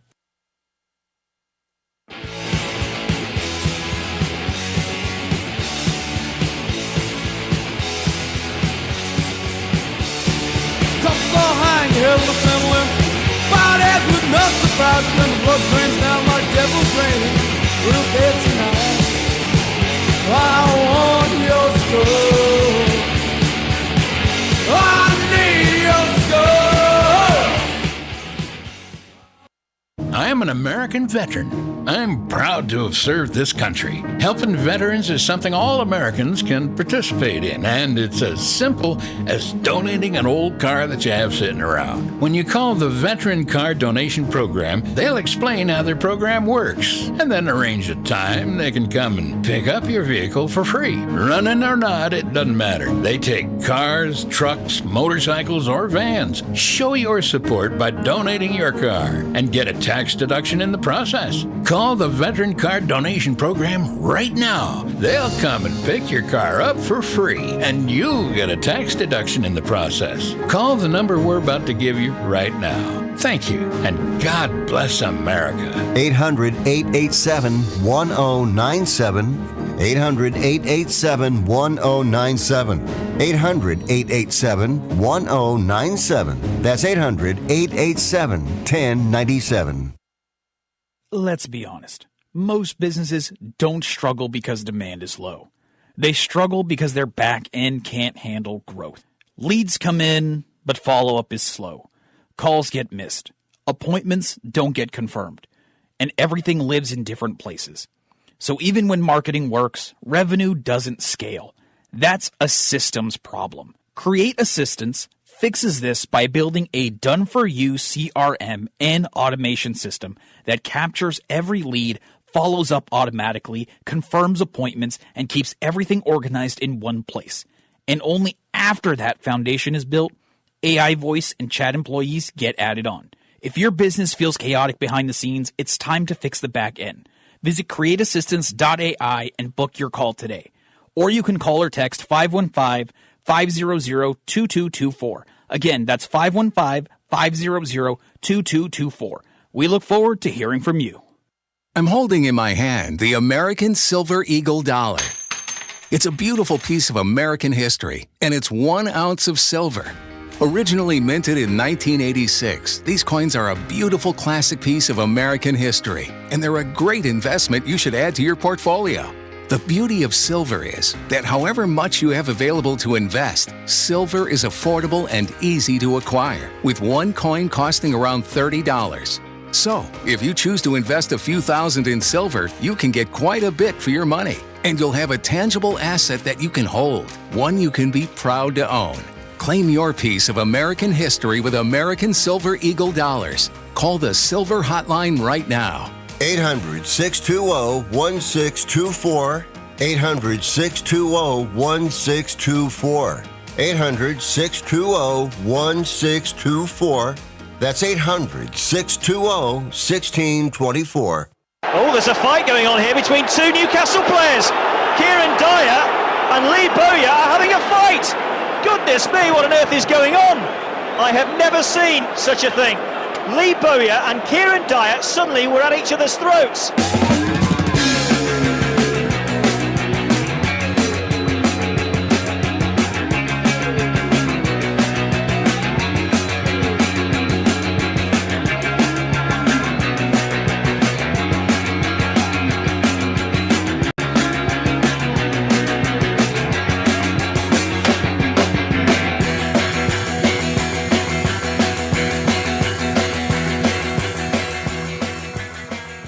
Rick Tittle, you done broke my heart, but I still take you back.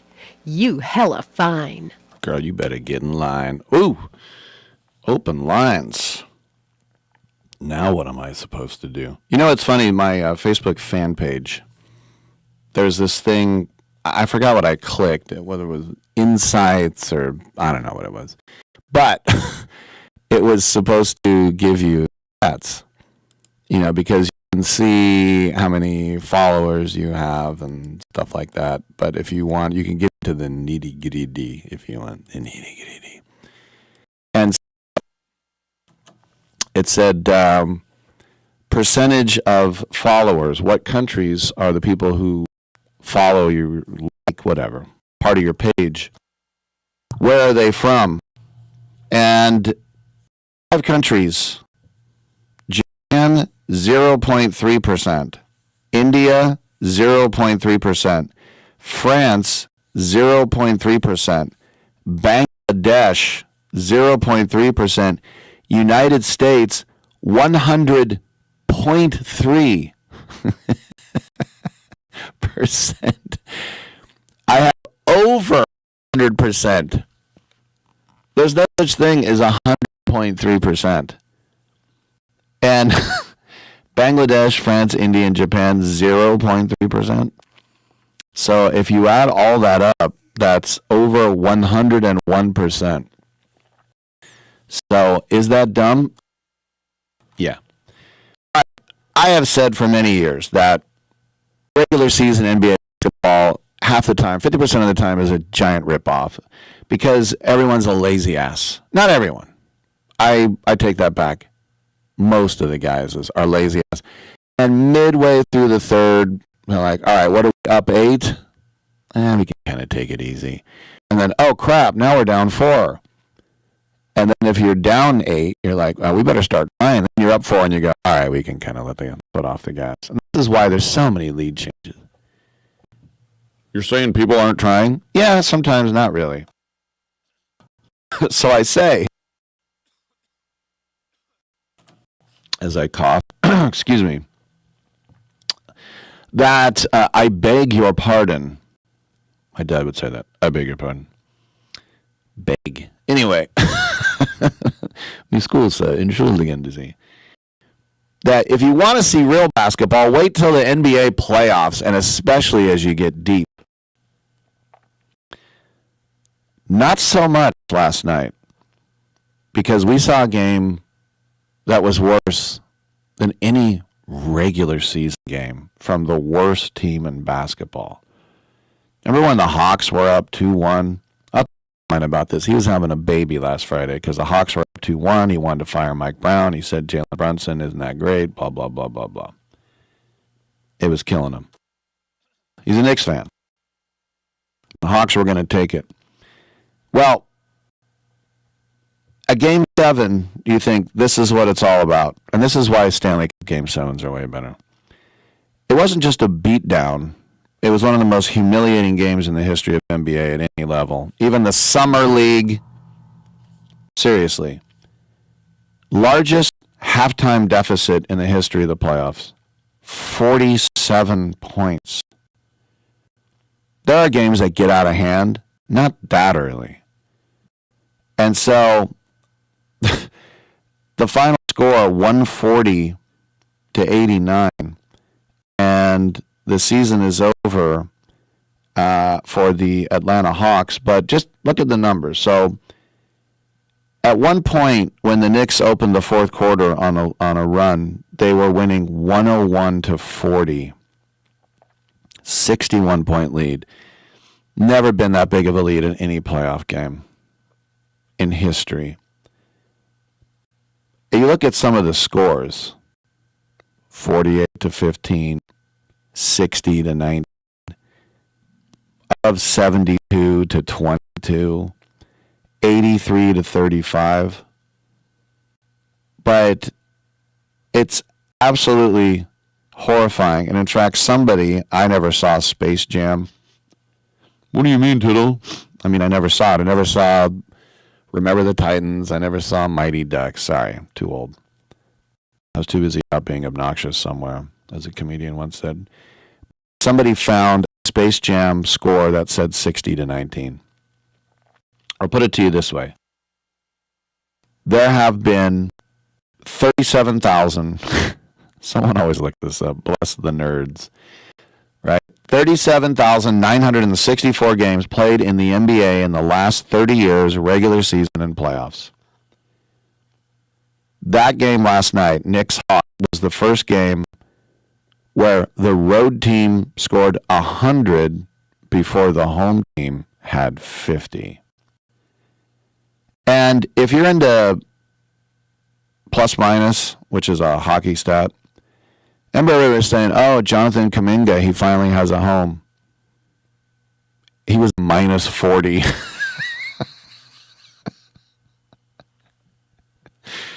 You know, now hockey goals are much, much, much, much harder to come by than a layup, obviously. But just to hear minus 40 is hilarious. Dyson Daniels was the Hawks guard, kicked out of the game in the second quarter. He got into it. Mitchell Robinson, they got tossed. And he left the game on 3 points of one of 4 shooting in 15 minutes. And I saw somebody say, well, at least you can say he fought.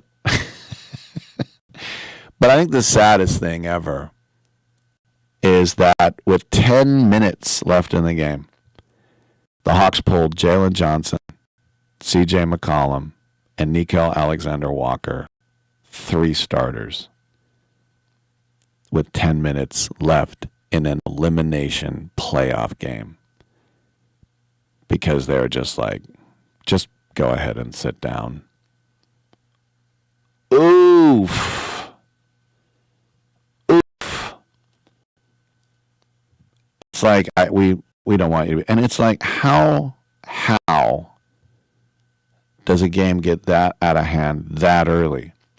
Like I said, somebody gets hurt. And I was at a game where I saw Klay Thompson do his knee. You know, KD did the Achilles, and you're like, oh no. And then some sort of psychological wash goes over you. You're like, now what are we going to do? But yeah, that's pretty amazing. All right, one other thing I want to get to.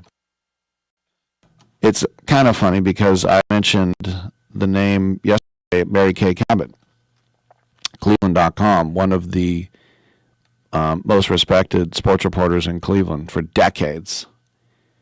And yesterday, it was reported that Shiloh Sanders, the big brother to Shadur Sanders, told Mary Kay Cabot to go make a sandwich. Now, if you're from Bulgaria and you don't know what that means, that's a very disparaging term to a woman. It's basically, you should be in the kitchen, and whatever you have to say, why don't you just shut your mouth and make yourself useful and go get me a sandwich. It's pretty insulting. And I remember at a rally of NOW, the National Organization for Women, there was a guy who held up a sign that said, make me a sandwich, comma, B word. And I was like, I half laughed and half cringed. I'm like, oh my gosh. That's horrible. Why do I laugh? I laugh because I want to know how bad he got beat. But the reason that he said that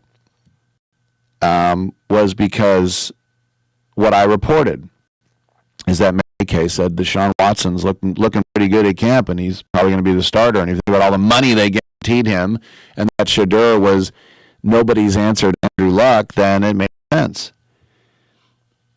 So Shiloh went on Twitter and said, no, he went on Twitch channel. So I guess I'm on Twitch right now. Watch Shiloh after this. He said, this is to Mary Kay. If you're going to be a reporter, be a reporter. Facts. Whenever you have your opinion, and your opinion is always something hateful to Shadur, then it makes it seem like it's something weird, like it's an agenda that you have going on.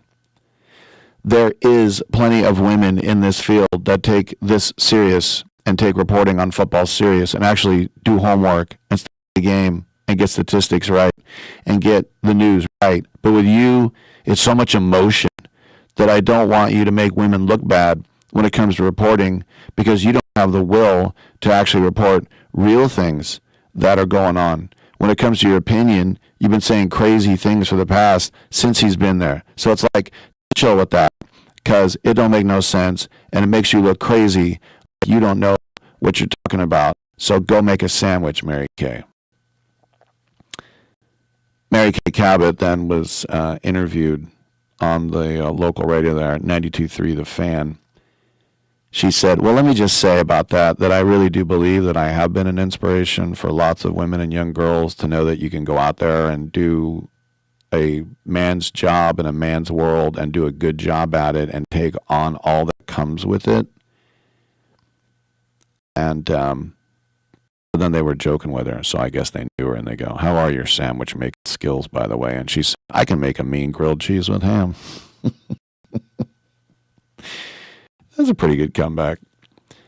But what I saw from her report said Deshaun Watson looks really good, and even though Shedeur is still number one on the depth chart, look for Deshaun to, he's making his move here.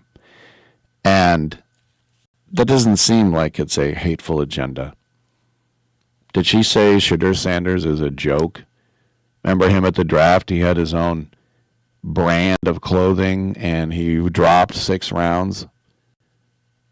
Did she say anything like he's a piece of crap, he's a horrible human being? Did she even say he sucks, he shouldn't be in the league, he's terrible, he's an interception machine? No. So, look, I'm not there. I don't know Mary Kay Cabot. I just have known the name for decades, that she's been basically the number one sports reporter in that town, at least top 2 anyway.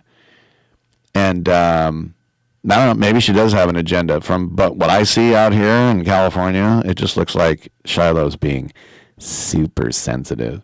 How dare you say the other guy is better? Go make a sandwich. All right, I'm Rick Tittle. Come on back, Violet.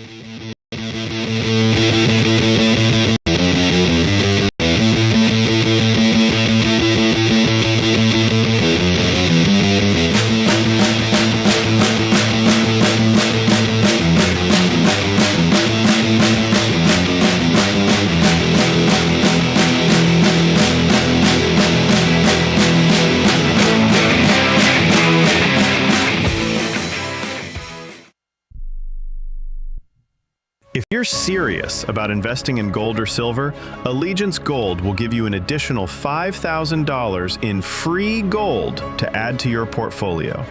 They can help you buy any amount of gold or silver, even roll over your current IRA into gold.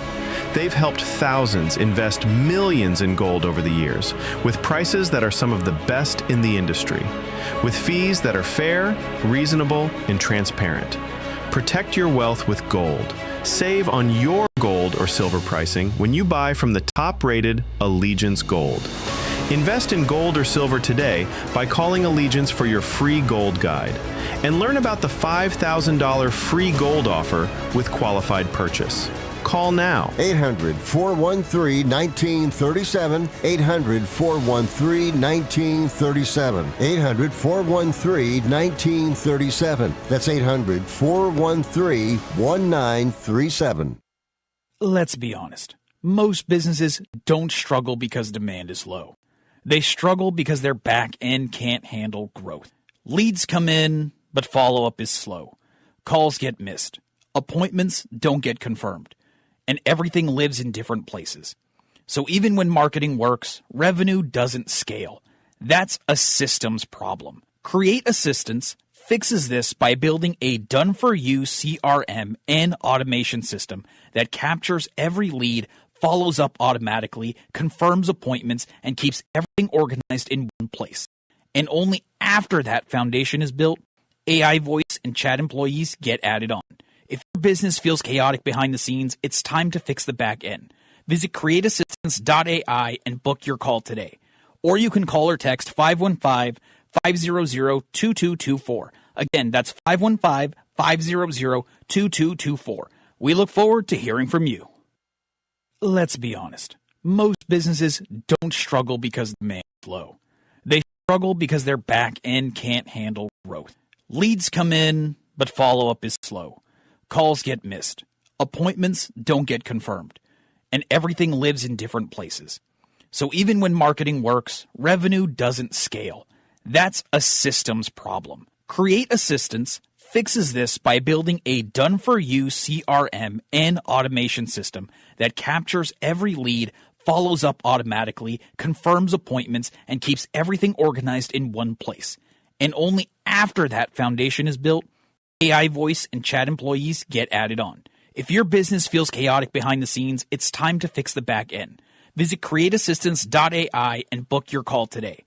Or you can call or text 515-500-2224. Again, that's 515-500-2224. We look forward to hearing from you. What you gonna do with all that junk inside my trunk? My hump, my lovely lady hump. I don't even know what that means. No one knows what it means. It's provocative. No, it's not. It gets the people going.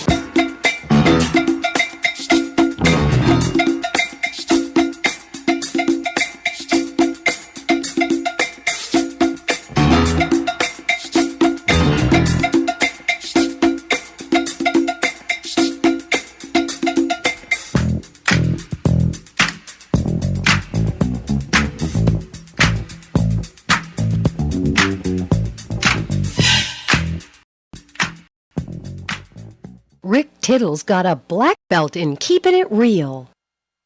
There I am. Thank you for that. Welcome back to the show. Still another hour to go. Kentucky Derby Talk with Carmine Moreno coming up. Also, Caleb Zaringue will join us. And it says same show as last. I got to look up what show it is. It's going to be great. I know it's about von Steuben, the gay founding father, the Prussian general. It's called Hello, General. What is the name of that thing? Whatever, I'll look it up. Anyway, Caleb is back in studio. We'll talk with him at 11:40. 3 Canadian teams in the NHL got to the Stanley Cup playoffs, and the Sens and the Oilers have been eliminated now. The Habs are up 3-2 on Tampa. We'll see what they can do. Les habitants des Québécois. The last time a Canadian team won the Stanley Cup was 33 years ago, last millennium. Does anybody care? Now, we have as many teams, obviously. And I know the Jets went away and came back, but, I think about the Nords. The Nards? No, I didn't say Nards. I said Nords. The Nordiques, Quebec Nordiques. They're now the Colorado Avalanche. Of course, we had Hartford Whalers becoming, Florida Panthers. That happened too. But yeah, if you're just rooting for a Canadian team, you got to put all your chips now on the Habs. All right, the Habs and Have-Nots. Rick Tittle with you. We got another hour. Come on back.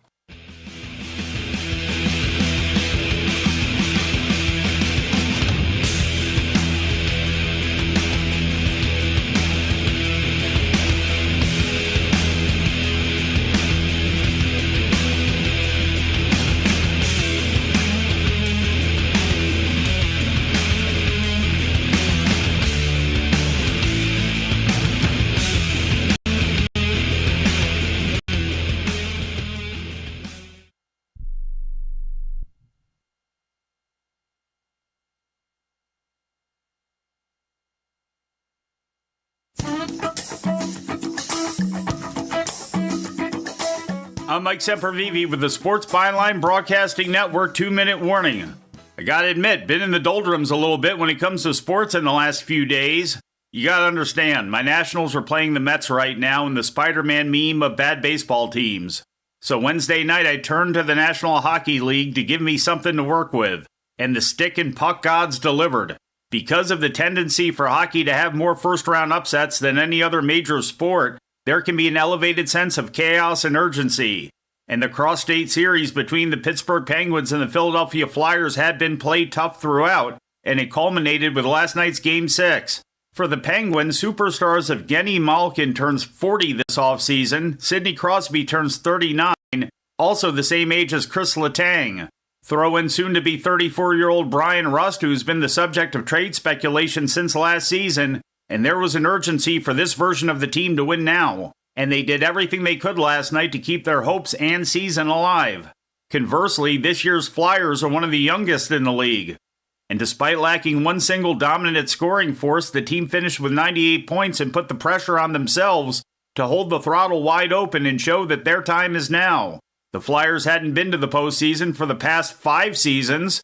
For crazed Philly fans, it's been as painful as the biblical drought that Elijah declared on King Ahab. For them and the young Flyers facing a veteran mountain, there was urgency. Last night, Pittsburgh goalie Artur Shilovs and Philadelphia's Dan Vladar stood on their heads for 77 minutes and 32 seconds and put on an instant classic. Back and forth, the two teams went through regulation. Facing elimination, the Penguins played overtime with a furious abandon. Skating down the ice and offering waves of shots that had Vladar contorting his body and gliding back and forth between the posts as if he was a bubble hockey figure being controlled by a sugared-up child. Ending the night with 42 saves.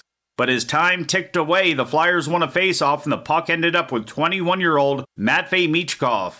Hoping to be a future star, Michkov was a healthy scratch for Game 5 as a message of urgency sent by first-year head coach Rick Tocchet, himself a Flyers legend. Michkov delivered a somewhat risky pass across the top to Cam York, who also sensed the time was now. With Noah Cates providing a screen in front of the Shilovs, York rifled the puck at the net. And as Shilovs moved left across the crease, the puck whistled past his right shoulder.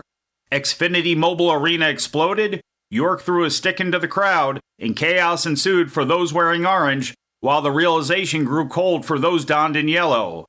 It was a lot better drama than watching the net shell David Peterson. I'm Mike Sempervive with the Sports Byline Broadcasting Network 2-Minute Warning. Every champion has a team behind them. And for thousands of families without insurance, Christ Clinic is that team. At Christ Clinic in Katy, Texas, they provide high-quality, faith-based health care to people who can't afford it, because everyone deserves a shot at health, no matter their income or insurance status. Their doctors, volunteers, their mission, rooted in compassion, their impact, over 10,000 patient visits every year and growing. But they can't do it without help from fans like you. If you ever cheered for a comeback story, this is your chance to be a part of one. Donate today at ChristClinicKaty.org and help them keep the doors open for those who need it most. One gift can be the difference between surviving and thriving. Christ Clinic in Katy, where health meets hope and faith goes to work. That's Christ Clinic Katy, spelled KATY.org. Team up with them today. Have you been daydreaming about losing weight for years? Do you just yo-yo back and forth? At Innovative Wellness Center, we have a holistic weight loss program that allows you to lose up to 20 pounds in 30 days. People are losing weight like crazy and keeping it off. It can be done from anywhere in the United States. Go to our website at www.innovativewellness.center and schedule your complimentary consultation today. Getting together with friends to watch the game? Then you'll need American Premium Vodka, handcrafted and pure. This is the one thing all Americans can agree on. Founder Mark Gus Scott chose the finest natural elements America has to offer, and you'll taste how great it is to be an American. Now available at Bevmo, GoPuff, Hy-Vee, and Fairway stores. American Premium Vodka. This is the America we need right now. Go to AmericanPremiumVodka.com. Celebrate responsibly.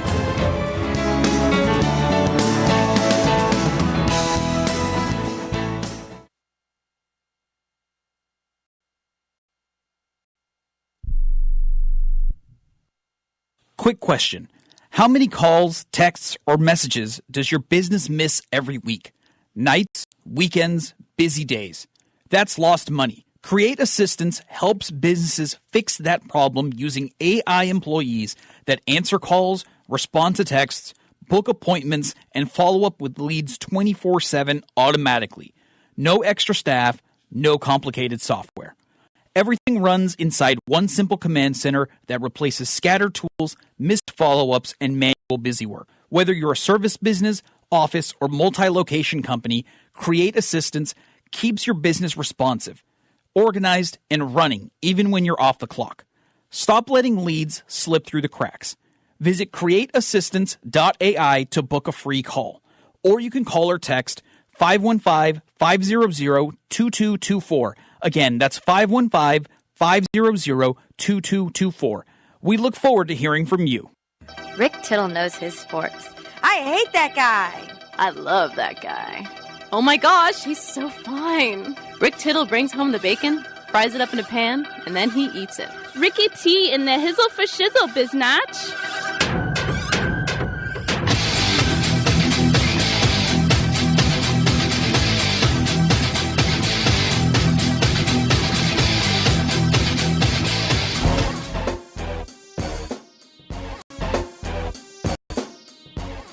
Thank you for that, and welcome back to the show. We got another hour to go.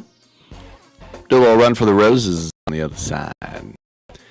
Hey, ho, ho. Ugly faces got to go. Caleb Zaringue also joined us in the studio in about a little over half an hour. So the Savannah Bananas are going to be taking on the Texas Tailgaters at Kyle Field tomorrow in College Station. That's where the Texas A&M football team plays. And they've sold over 100,000 tickets. And look, I'm an American. We like gimmicks and stuff. I don't get it though. And I wish them all the best. And they're printing money. And there was, Kelsey Whitmore, the first woman to pitch in the Pioneer League. She ended up going to the Bananas briefly, and I had the guy who invented them. The year they invented them. On my show, I had Eric Burns, who was part of this up there, talking about them years ago. But who would have known they'd be selling out giant football stadiums? And if you said, all right, if you hit the ball in the crowd and a fan catches it, the guy's out. Everybody will run out all of a sudden and do a flash mob of Thriller in the outfield. There'll be a chorus line, kick line, like the Rockettes. Guys will catch a ball and then do 3 flips like a gymnast. I'd be like, okay, do you want a ticket to that? Nah, I get offered free stuff. It's one of the privileges of this, and a lot of times I'm like, I don't. Would I walk across the street to see the Savannah Bananas? I guess. I got to be honest with myself. I guess if I had a free ticket and there was 100,000 people, just for the hell of it, I might go. But I'd rather just go to a baseball game. That doesn't mean I'm hating on it. I'm not hating on it. It's just not for me. Come on back. Are you an adult with uncontrolled moderate to severe Crohn's disease symptoms and still packing a backup bag of clothes? Just in case, Skyrizi Risen Kizib Riza can help you take control of your Crohn's. Feel significant symptom relief, including less abdominal pain and fewer bowel movements at 4 weeks. Plus, Skyrizi is proven to help people achieve remission and visibly improve damage of the intestine lining. Individual results may vary. Skyrizi is a prescription injection medicine. Don't use if allergic to Skyrizi. Serious allergic reactions, increased infections, or lower ability to fight them may occur. Before treatment, get checked for infections and tuberculosis. Tell your doctor about any flu-like symptoms or vaccines. Liver problems leading to hospitalization may occur when treated for Crohn's. Ready to take control of your Crohn's? Ask your doctor about Skyrizi, the #1 prescribed biologic in Crohn's disease. Control is everything to me. Learn more at skyrizi.com or call 1-866-SKY-RIZZY. Do you want to add a boost to your sex life this weekend? Do you want to make your partner and yourself happy? Then call our special hotline now. We'll sell you those little pills that work below the belt for less than $1 a pill and deliver your package in a few days, just in time for the weekend. Our pill delivers almost the same results as expensive pills for less than $1 a piece, and you don't need a prescription. And ask about their buy 3 get 3 free offer. What are you waiting for? Boost your sex life and have a great time now. Less than $1 a pill. discreet delivery in a few days and a buy 3 get 3 free offer? Dial this number and save it now. 800-245-2751. 800-245-2751. 800-245-2751. That's 800-245-2751. Paid for by the Pharmacy Shop.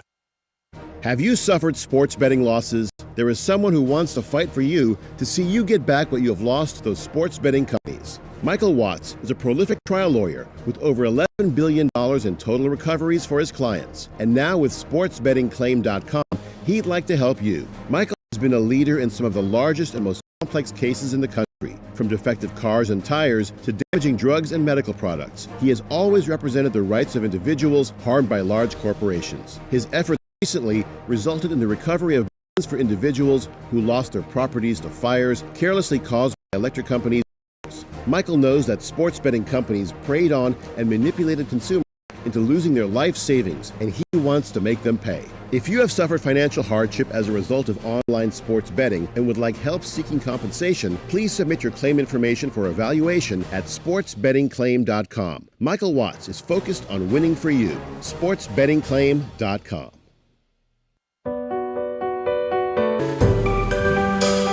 Titillating Sports with Rick Tittle. Rick Tittle is a genius, the best show ever.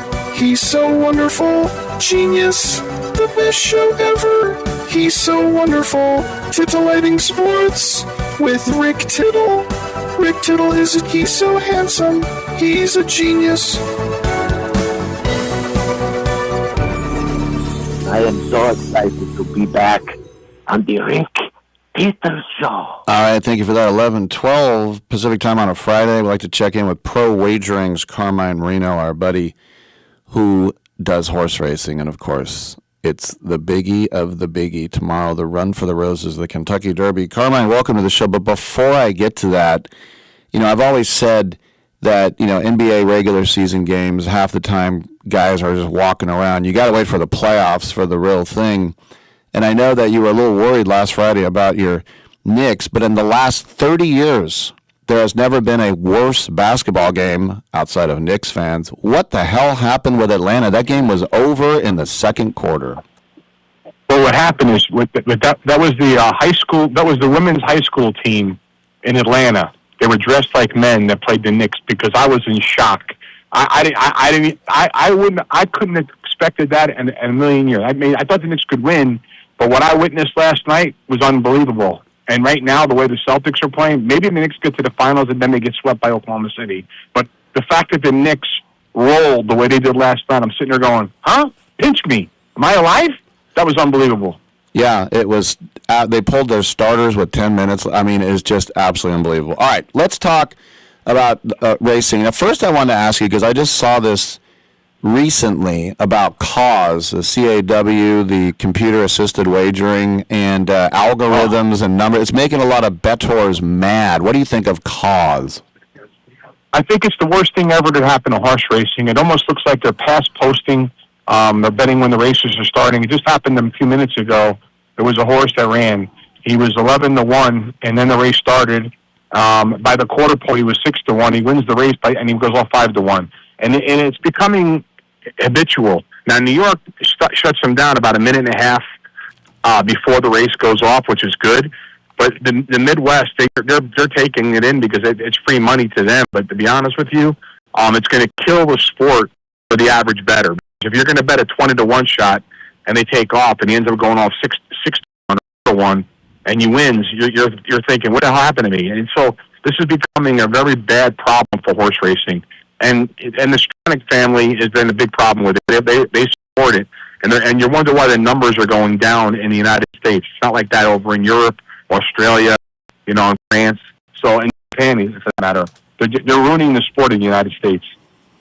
It's crazy stuff. All right, some of the storylines. How about Bill and Riley Mott? That's rare for father and son trainers to be going up against each other. Isn't it awesome? I mean, you talk about an incredible. I mean, for a father to be very proud of his son. Again, this is what makes racing great. Although I got to tell you, Riley Mott winning this Kentucky Derby, I'd have a better chance of riding a horse home to win this race because there's no shot. This Kentucky Derby is broken down to maybe 7 possible winners, and I don't even think there's 6. I think it's only 7 horses that could win, and I'm breaking it down to the final 4. Well, before I wish we had more time, but do you have something on the Oaks today, real quick? Yeah, I do. And the Oaks, I love the 2 horse. That's Zany. I plunged some good money on this horse. I think the 2 is the best filly in the country. I think her last race was similar to Sovereignty last year in his last prep in the Florida Derby. I think this horse is going to wake up today and win, and I like him at Always Runner, the 9, and the 10 Prom Queen. All right, let's talk about the Derby. Renegade, one of the favorites, Pletcher horse, Irad, who's won over 4,500 races. But on the rail, you don't want to be on the rail. You can get bunched up against that wall. But do you still like Renegade despite being right on the metal there? Well, since they created a 20-horse gate, it's not as pinned like it used to be. They used to have an auxiliary gate being on the rail, stuck to the rail, and it was tough. Renegade has to be within 6 or 7 lengths at the top of the stretch to have a win. This horse has got a tremendous late kick. Irad's been red hot. I mean, on fire. This horse, I like this horse a lot. I think Mike Rapoli is going to be very happy. I think Renegade will be one of the key horses in this race. All right. So also, when you look at the field, a lot of times I'll just go with someone who's like the name, like the Puma.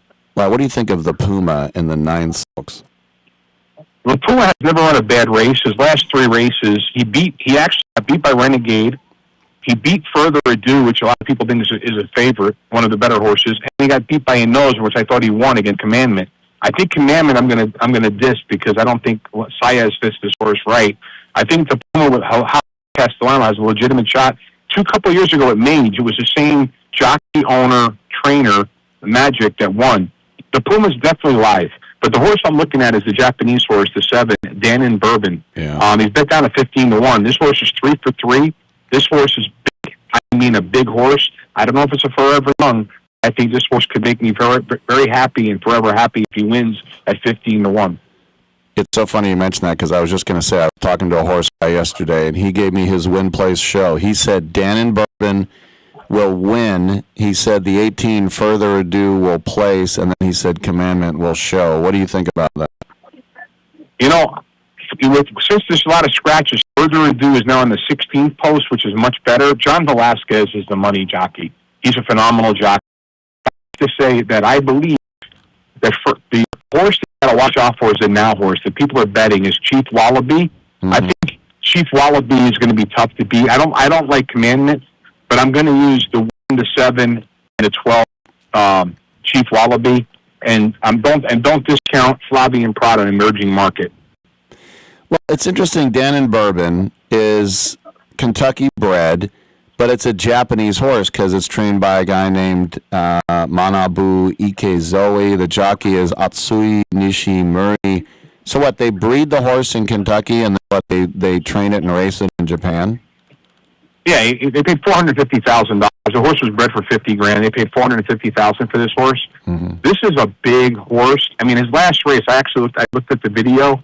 And it was ran back in March 28th. This horse ran like a tiger, but he's 3 for 3. In every race he's won big by 10, by 5, by 3.5.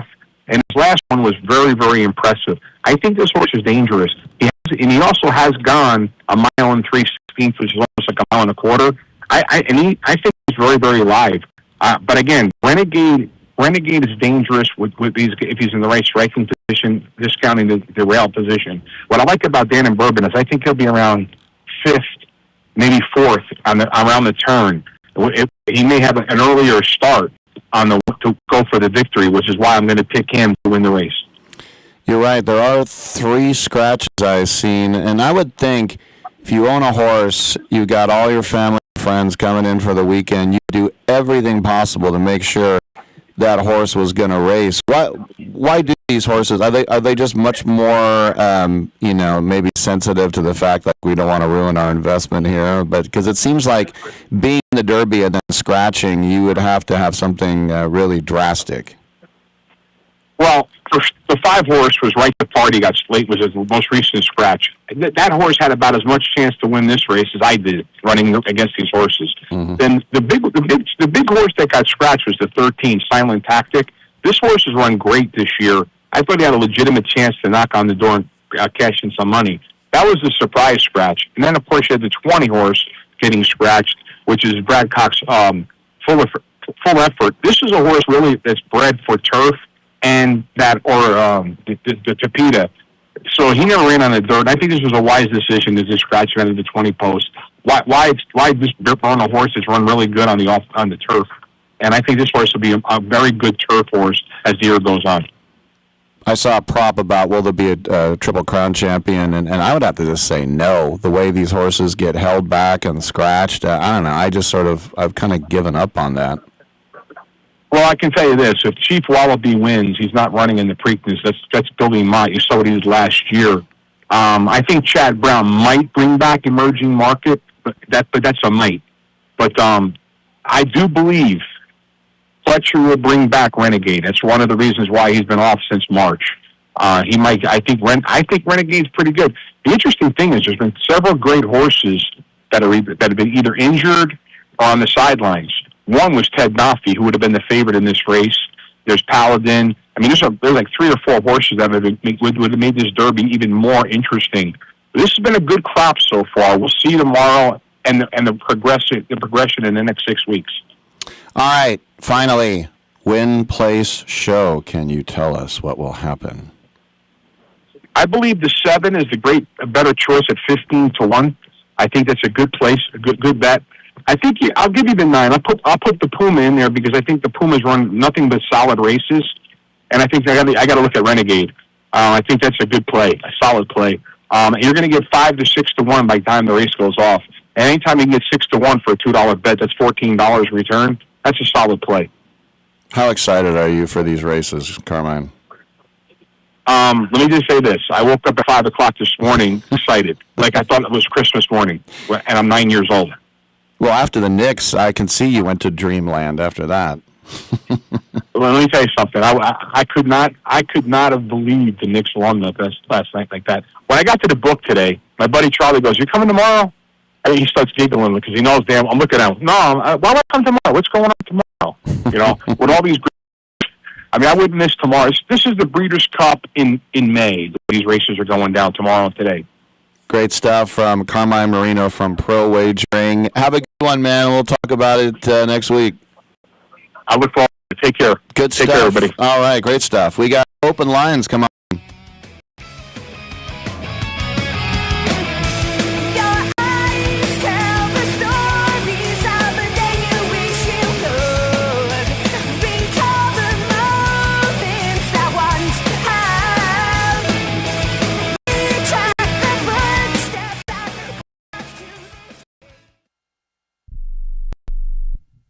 With MedGuard Alert, you're never alone. You can connect with medical professionals anywhere, anytime. And now MedGuard is introducing our exclusive new Care Watch. If you need help quickly, use it from anywhere to contact medical professionals. No cell phone required.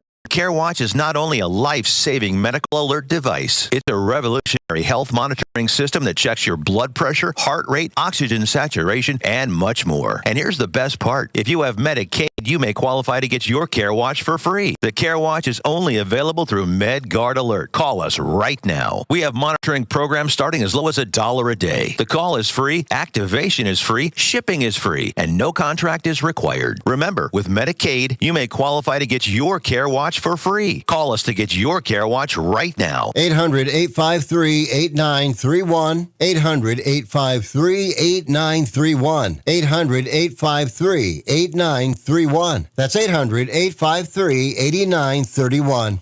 This important consumer alert is from the Credit Repair Hotline, a national service designed to help people improve their credit scores. Are you paying high interest rates because of your credit rating? Wouldn't you like to be able to qualify for a better car loan or mortgage rate? Would lower monthly payments give you more financial flexibility? If you're finally ready to fix your credit problem, you need to call today and get a free consultation from the Credit Repair Hotline. In one fast and easy call, we can pull your credit rating and show you real solutions how to improve your credit. And again, this is part of a 100% free consultation. Learn how you can save money on everyday purchases by having a better credit rating. And it all starts with this free phone call right now. 800-413-6214. 800-413-6214.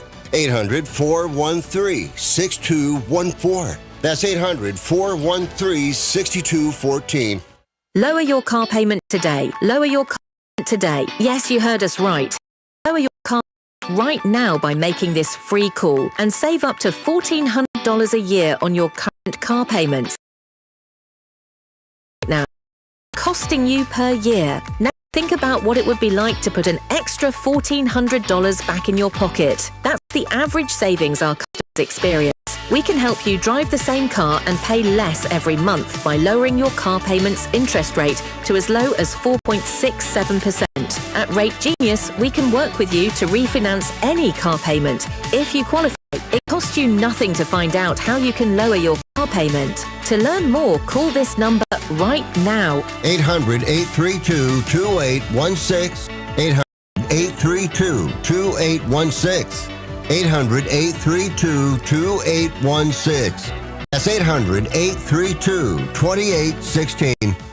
And by the way, can I just say, Rick, that Rick Tittle is one of the great names of all time.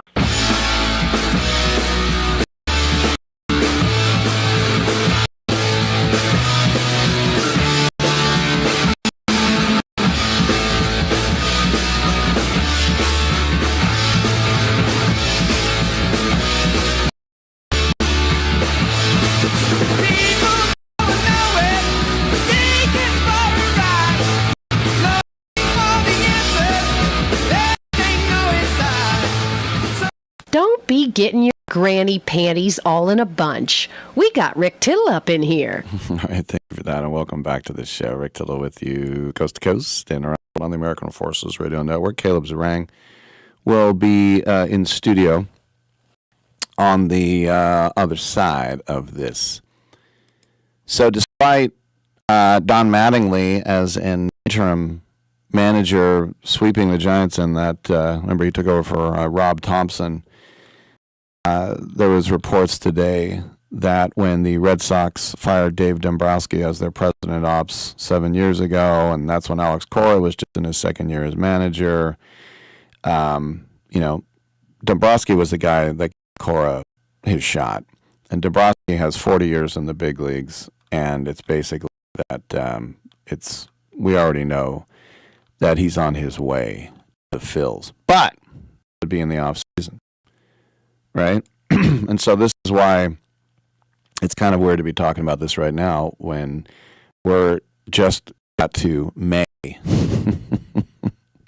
today. But as the calendar has turned, and a lot of athletes use this, especially baseball players. Oh, it's no longer April. Thank goodness. Well, can those Phillies turn it around? 12-19. With a minus 45 run differential. You know, the Mets, 10-21. The Astros, 12-20. The Angels, 12-20. The Red Sox, 12-19. I mean, no one outside of Orange County thought that the Angels were going to contend, but those other four teams thought so. And I'm sure Carlos Mendoza looks behind his shoulder and he's like, I'm not related to Fernando, am I? And they're like, no. I mean, he could get fired at any minute. Joe Espada, the Astros, he's in the final years of his contract. And not that he's the one who built the Astros pitching staff. You know their staff in Houston has a 6.08? That's almost an entire full run. No other team is worse than 5.11. 6.08 ERA. A long way to go, and people will point out that the Blue Jays were 2 games under 500 going into June last year. Then they had the best and then they went to the World Series and almost won it by an inch, literally. Right. But on the other side, the NL is pretty top heavy. But the AL is kind of mediocre. Only 3 teams have a winning record. One of them is the A's, by the way. But the red differential is pretty comical when you think that the Yankees are plus 47. Nobody else is double digits. Now it's a stat, but the Yankees are plus 40, and then the Tigers are plus 9. And this is without Garrett Cole and Carlos Rodon pitching. And the bullpen is a little shaky. It's in the bottom third. But Cole and Rodon are on minor league assignments, and they're still going to be coming a staff that leads all of baseball in ERA, 311, FIP, xERA, WAR, stats. You look at the Blue Jays, games under, they're starting to trend up. They think the Mariners are 500. They've won 6 out of 7. They're trying to look like the team that was 5 outs away from winning their first ever pennant last year. The Tampa Bay Rays always seem to hang around without spending the money. The guy they did spend money on is still in jail in Dominican, I think, Wander Franco. But they're 6 games over. The Tigers are a 500 team. They haven't shown any consistency. So, at some point. But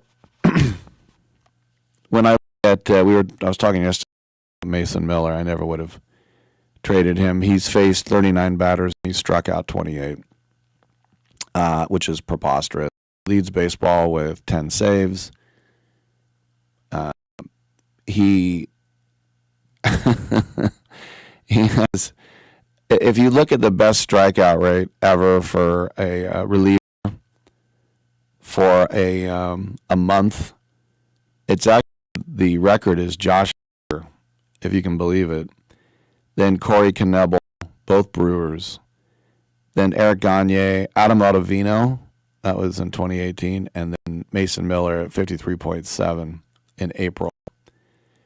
So 9 relievers have won the Cy Young, but only Gagne won it in the last 28 years, which is kind of funny. But, you know, and by the way, can a reliever win the Cy Young? Absolutely. Can a pitcher win an MVP? Unless we didn't have Cy Young awards, then they should be eligible. I always think it's dumb when you win the Cy Young and the MVP. But anyway, there are some surprises. You know, I mentioned the A's. The Nationals lost. I mean, there are teams that aren't winning, but are at least respectable. Like the Nationals lost 91 games, and they're only 2 games under. The White Sox are only 3 games under, but the last 2 years they lost 223 games. The pesky Marlins are at 500. But what about St. Louis? I mean, Kyan Bloom did a rebuild. He traded Willie Contreras and Brendan Donovan and Sonny Gray for prospects, and they're 5 games under, and they're very annoying team. They want to pressure their rival Chicago Cubs. But the other thing hanging over, and it's always lame, but we always hear about it, and I'll bring it up yet again, and that is the CBA hanging over all their heads.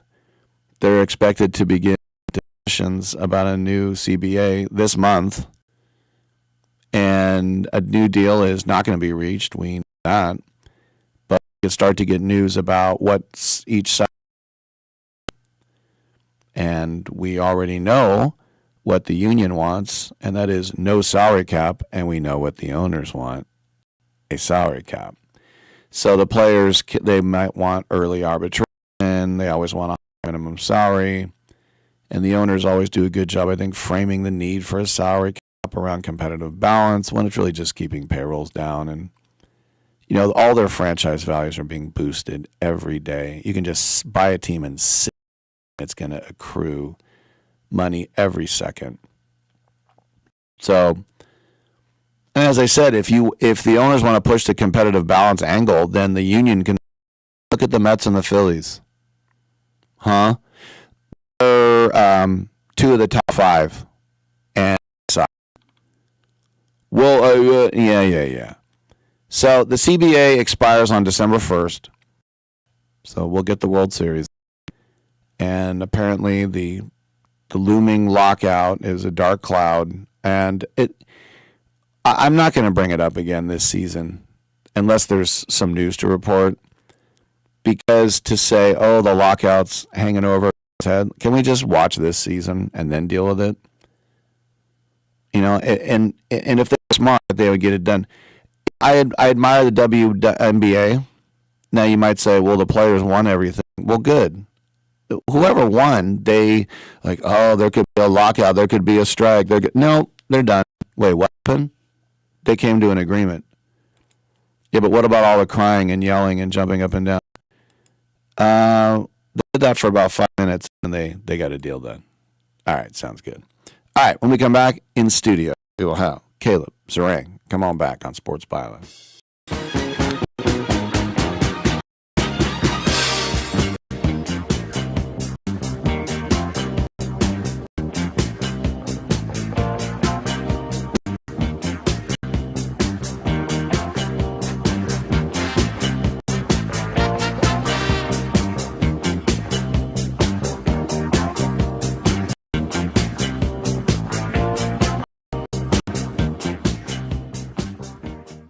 I'm holding in my hand the American Silver Eagle dollar. It's a beautiful piece of American history, and it's 1 ounce of silver.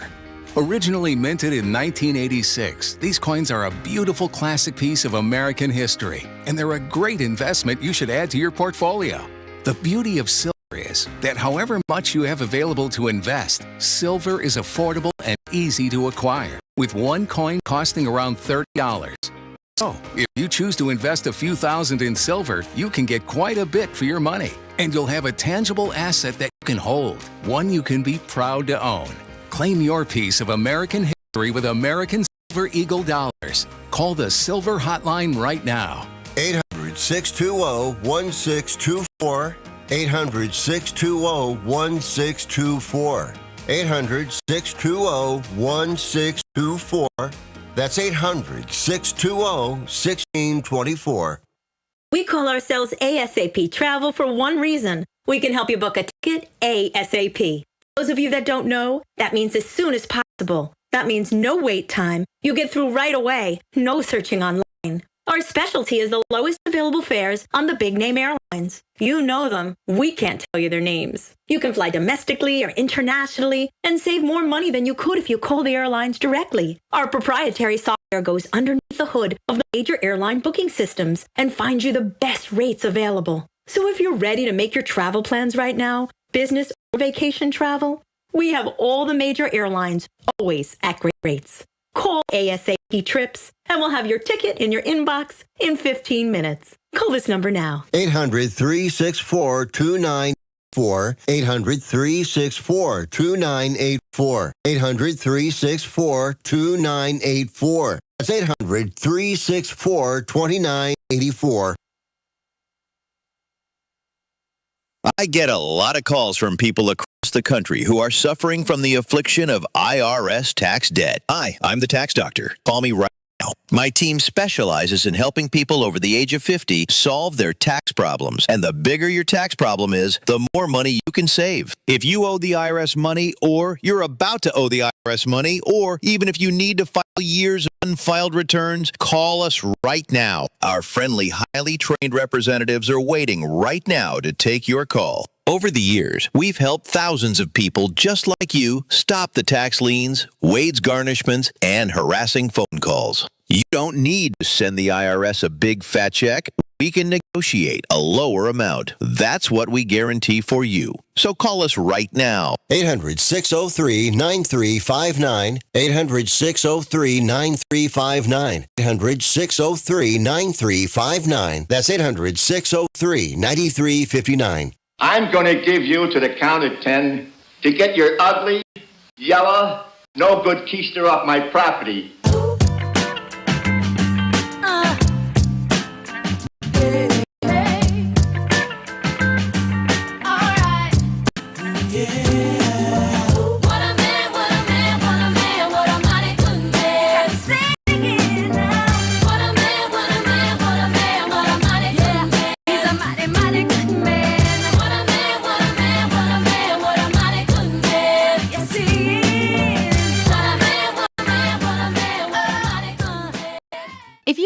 talking about calling Rick Tittle, just put down that phone and shut your ugly face. Wow, that's aggro. All right, hey, welcome back to the show. Rick Tittle with you coast to coast and around the world on the American Forces Radio Network. And if you're watching on twitch.tv or YouTube, you see that our good friend, stand-up comedian and actor Caleb Zaringue is back with us, and he's here to talk about the big show that they have, part of the Netflix as a Joke Fest down at the Elysian Theater in Los Angeles, Sunday at 5 p.m., The Drill Master.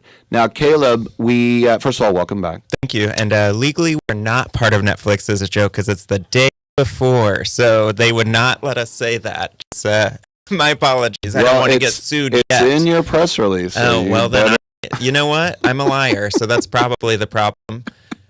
I think, you know what? Over the years, I've had so many press releases spell people's names wrong, and I'm like, who's doing these things? Anyway. My name's not even Caleb, so we should probably fix that. No, I'm just kidding. It's not. Thanks for having me. I just looked down for a second, and I'm like, did I get that wrong? No. So this first of all, you were in here with Jenny Zagrino, yes, who will be performing, and she's had some health challenges, but she's going to be fine, right? Yeah, Jenny's doing great. We love her. She's on the flight to LA right now. So okay, yeah, good stuff. We love Jenny, and she was in here last time. You were here, and it was at that you were doing the show about General von Steuben from Prussia, who was gay. We found out. You did that at that bear bar. What was it called? The Eagle. That bear bar. Oh, no. That's what you called it. Yeah, they. I think I unplugged my headphone for a second. Yeah. That bear bar, they let otters in. Twinks not allowed, unfortunately. What's an otter? An otter, I'm closest to an otter. You're like a non-heavyweight bear, basically, is the body positive way to say it. See, now, I'm not gay, but I do live here. I would have thought you were a twink.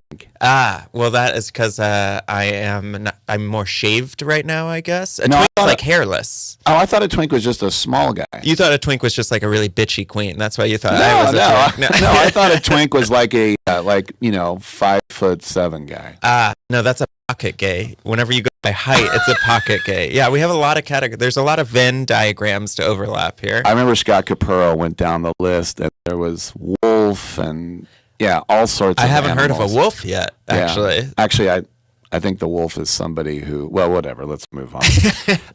There's a lot of time we could spend in the categories. You know? Yes. So, how did it go at the Eagle? It went great. We had a full turnout. So, thanks San Francisco for turning out. Got a lot of good feedback. Done a lot of rewrites. So, we are very excited for the big show on the 3rd. Well, let's talk about some guys I've had on my show, and I've had him in here several times, and I think he's absolutely hilarious, and that's the stand-up comedian DeMarco Cerezi. And this is, he actually blew his throat out, so he had to bow out, so he's going to be swapping out. That sounds like something that happens at the Eagle. I know. I said, how'd you do that, John Marco? He always jokes about being not gay, but a little something. So Johnny Stein's actually going to take over, who actually played Luigi in Luigi the Musical as well. Very funny. Let's go back to Luigi, because that's your forte, your opus, right? It's one of the, I co-wrote it with 4 other comics, yeah. And that is about the guy that murdered the health executive. Allegedly, yeah. I have to say legally. Okay. Yeah. It's like that guy that just ran into the correspondence dinner. Allegedly. Yeah. Oh, God, don't tie us to that. So let's, well, just real quick, tell us about Luigi, the musical. Yeah, so that was created by Nova Bradford and then co-written by Andre Margattini, Eric Johnson, and I. And it is about the true story of Luigi Mancini, Diddy, and Sam Bankman-Fried being in the same prison. So at the Eagle, actually, apparently all this gay stuff happens there. Nova Bradford was like, these 3 are in a prison. What if we write a musical about it? I'm like, sure, girl, that's never going to happen. And next thing you know, we're in the New York Times and now going to an off-Broadway presentation. Wow, yeah. Congratulations. Thank you. I was mentioning before we went on the air that we just had John Mannion from Theater Rhinoceros for La Cage aux Folles, and he says it's right by Molly Stone's. Are you familiar with it? I am, yeah. The gayborhood, as it were, right? The twinks, the gayborhood, the wolves are all out there at night, we howl in this, woo! The salt marsh harvest mice? Yeah, exactly. Yes. That's what I am, a salt marsh harvest mice. There you are. Mouse. Let's go with mouse. By the way, Jenny has a special called Afterbirth, And get your tickets now. It's in 4 months. Yeah, well, she had to move it back. She's been in the hospital with brain stuff, which she said I could say on the radio. But she's really smart. She has brain stuff. They were like, you're too smart. You got to go to the hospital now. All right, another guy who's been on the show, and I always thought it was very nice of him. I had another comedian who came on that said this guy recommended that he thought my show was cool and she should go on. And so that's why I'll always unlike Jerry Seinfeld, I'll always like Bobcat Goldthwait. Yeah, Bobcat Goldthwait, very excited. I'm kind of just telling myself I'm not going to meet him or Cameron Esposito or Dylan Adler or any of the big names because otherwise I'll panic, I think. So. I had Cameron on the show as well. Right, yeah. New special. So she was, it's funny, she was in a relationship with River Butcher? Yes. Yeah. And River holds the record. When I first had River on, he, then they, and then she. Oh. So all 3 pronouns on this show. Wow. Yeah. I can't make a joke about that or I'll get canceled, I think. Well, I'm just saying. River, I love all of the pronouns. No, she's great. And she was great in Curb and all that other stuff. But I just think Darren pointed that out to me. That she holds the pronoun record for coming on. Did you get a DEI grant for that? Actually, the National Endowment for the Arts. Oh, perfect. Yeah, they love that stuff. So you're too young to remember this, but when George H.W. Bush was running for a Republican nomination, Pat Buchanan was running against him, and he was this real fire and brimstone, and he thought George Bush Sr. wasn't conservative enough. Wow. And so every president gives money every year to the National Endowment for the Arts, and that's just what they do. And that NEA, they give money to the Pride Parade. Oh, okay. So what Pat Buchanan did was he showed the Pride Parade, and he showed like the most gnarly stuff, like digitally edited out. And he's like, George Bush likes this stuff. That's kind of a jump from giving money to the NEA to saying George Bush likes, George Bush was at the Eagle last night blowing boys left and right, That's hilarious. Look at what Bush likes. Yeah. There's something funny about Bush in there as well. Yeah, right? There's something in there. Yeah. I also had Adam Kahn over on the show recently. Yes. And I've had the entire cast, and that guy's a ball of energy. Yeah. We're going to have to really tone down the cocaine in the room, I think. Yeah. It's only going to be me to calm down. All right, so Baron Friedrich Wilhelm von Steuben, he with the Marquis de Lafayette and the Polish guy, Rzinski, whatever his name is. But we needed real military themed guys come here because, yes, King George Washington was military trained, but there weren't enough. We needed real Europeans to tell us how to. And von Steuben is a guy who was a hero because he helped drill all these young farm boys and taught them how to, act like soldiers. Yeah. But we found out later through his letters that he was also, as they say, a homosexual. Yes. So tell us about the play, please. Well, I can't speak to anything besides the homosexual angle of it all. No, yeah, it's very exciting. It's very moving to me. I really wanted to tell the story of queer history that's been erased. He wrote the entire military code of ethics, basically turned the entire tide of the war for us, and then everybody erased him from history because he was gay and he was poly at the time before it was cool. Okay, Poly? everybody? You don't know poly? Is that bi? No, poly is when you have multiple partners. Oh, polyamorous. Polyamorous. Okay, yeah. No, I do know that. Yeah, we just abbreviate it. It's in just the biz. poly now. Yeah, Gotcha. It's just poly now. Okay. But no, I'm not going to make that joke. Never mind. Love you, Richard River. I'm not doing it. You got me. Well, he's almost polysyllabic. That's right. Or polypronounic. Sure. I just coined a new phrase. But I just want to say Lin-Manuel Miranda has nothing on your Alexander Hamilton. Right, because I actually will make out with boys. This one is the PBS way of saying it. So, yeah, we wrote a full sex scene into the play. We're very excited about it. Wow. I'm joking. That's not happening. Now, I believed you. You never know with these guys. There's why. I know. That's prejudice right there. Somebody cancel him right now. The fact that I believed you. Yeah. But sometimes those things are a trap because I remember the broadcaster for the Sacramento Kings during Black Lives Matter. One of the players said on the radio, "What do you think of Black Lives Matter?" And he goes, well, I think all lives matter. But he didn't realize that was disparaging deal. He was trying to be nice, and that he got fired. And I thought that's kind of a trap, right? Yeah. I mean, I think we're trying to call people back in these days, and I think that's one thing I like about the play because you're a history buff. Yeah, you showed off with Jenny last time. I know. We're just popping off for 20 minutes. Sure. I grew up in the South, so I know nothing about anything, basically. Come on. I actually did just read an Eric Larson book that you would like. Yeah, which one? It's about the Civil War. I forgot what it's called. I think it's something about like the Tempest or something like that. I could look it up. All right, well, whatever. Too long. But anyways, now going through your cast, Barb, like Cher, like Madonna. One name. Tell us about Barb. So Barb was in the Eagle cast. So Barb will actually just be a stagehand for this one. But Barb's a great local San Francisco comic that will be traveling with us, just helping behind the scenes.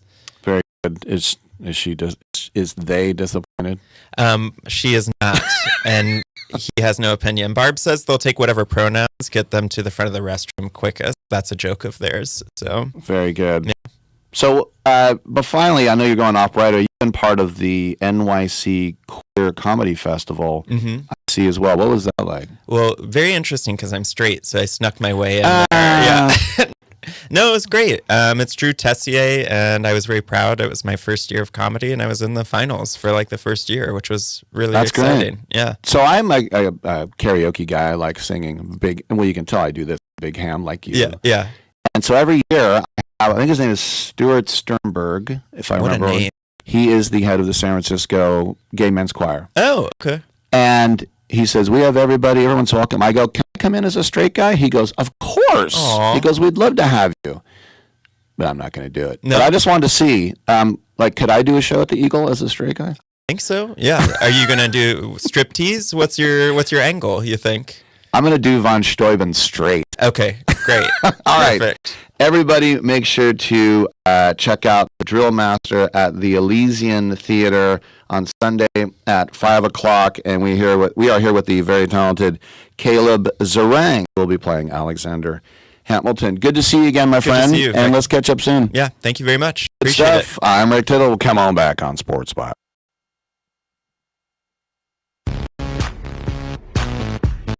Who's watching? Tell me who's watching? Who's watching me? I always feel like somebody's watching me, and I have no privacy. Oh, I always feel like somebody's watching me.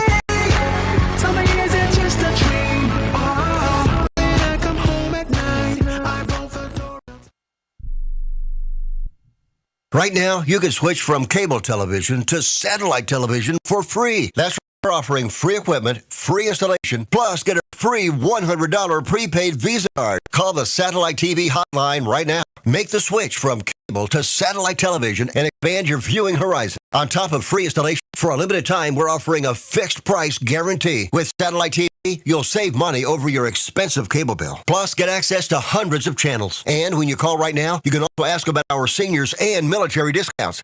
Make the switch to satellite TV right now. Everybody gets free installation, free equipment, plus a $100 prepaid Visa card. Call right now and you can switch to satellite TV and be watching everything you wanted to within the next week. And remember, installation's free, so call right now. 800-696-2871. 800-696-2871. 800-696-2871. That's 800-696-2871. Diabetes? I'm sure you've seen the television commercials and the new CGM devices from all the top brands and how well they can help you manage your diabetes. Do you have the latest and newest in diabetes technology? The Diabetes Solutions Center carries most of the top brands, and the great news is your insurance may cover most of the cost. Call our special CGM hotline today, and our friendly representatives will help see if you qualify. You could get a new CGM from the top brands at little or no cost to you. Make living with diabetes easier. You are just one free phone call away to learn if your insurance covers the cost. So make this free call today to the Diabetes Solutions Center and learn for free how to get your new continuous glucose monitor. 800-520-8629. 800-520-8629. 800-520-8629. That's 800-520-8629. I am an American veteran. I'm proud to have served this country. Helping veterans is something all Americans can participate in, and it's as simple as donating an old car that you have sitting around. When you call the Veteran Car Donation Program, they'll explain how their program works, and then arrange a time they can come and pick up your vehicle for free. Running or not, it doesn't matter. They take cars, trucks, motorcycles, or vans. Show your support by donating your car and get a tax deduction in the process. Call the Veteran Car Donation Program right now. They'll come and pick your car up for free, and you'll get a tax deduction in the process. Call the number we're about to give you right now. Thank you, and God bless America. 800-887-1097. 800-887-1097. 800-887-1097. That's 800-887-1097. Like kickboxing, that's my favorite sport. Kickboxing is great. When you think about it, it combines the style and grace of boxing with kicking.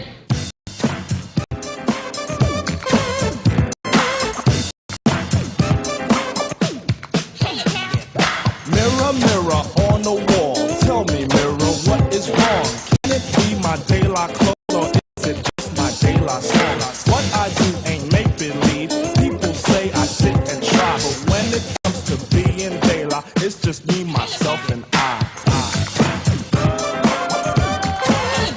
It's just me, myself, and I. It's just me, myself, and I.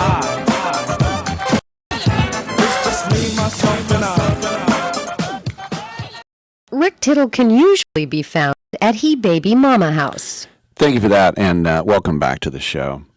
You know, I know people in media, they write headlines to grab your attention. So this isn't the case, but I saw the headline, and this is how I read it. Nuggets Nikola Jokic is on life support after first-round playoff ouster. It's the #1 headline on CBSSports.com. And I thought, oh my gosh, what happened? And then I see, no, it says Nuggets Jokic era is on life support after first-round playoff ouster. That's bad journalism, bad reporting. You should say the Jokic era, but I think that was intentional. If you just write Nuggets Nikola Jokic era is on life support after first, wait, what? His era. Now, eras cannot be on life support. Only things that are alive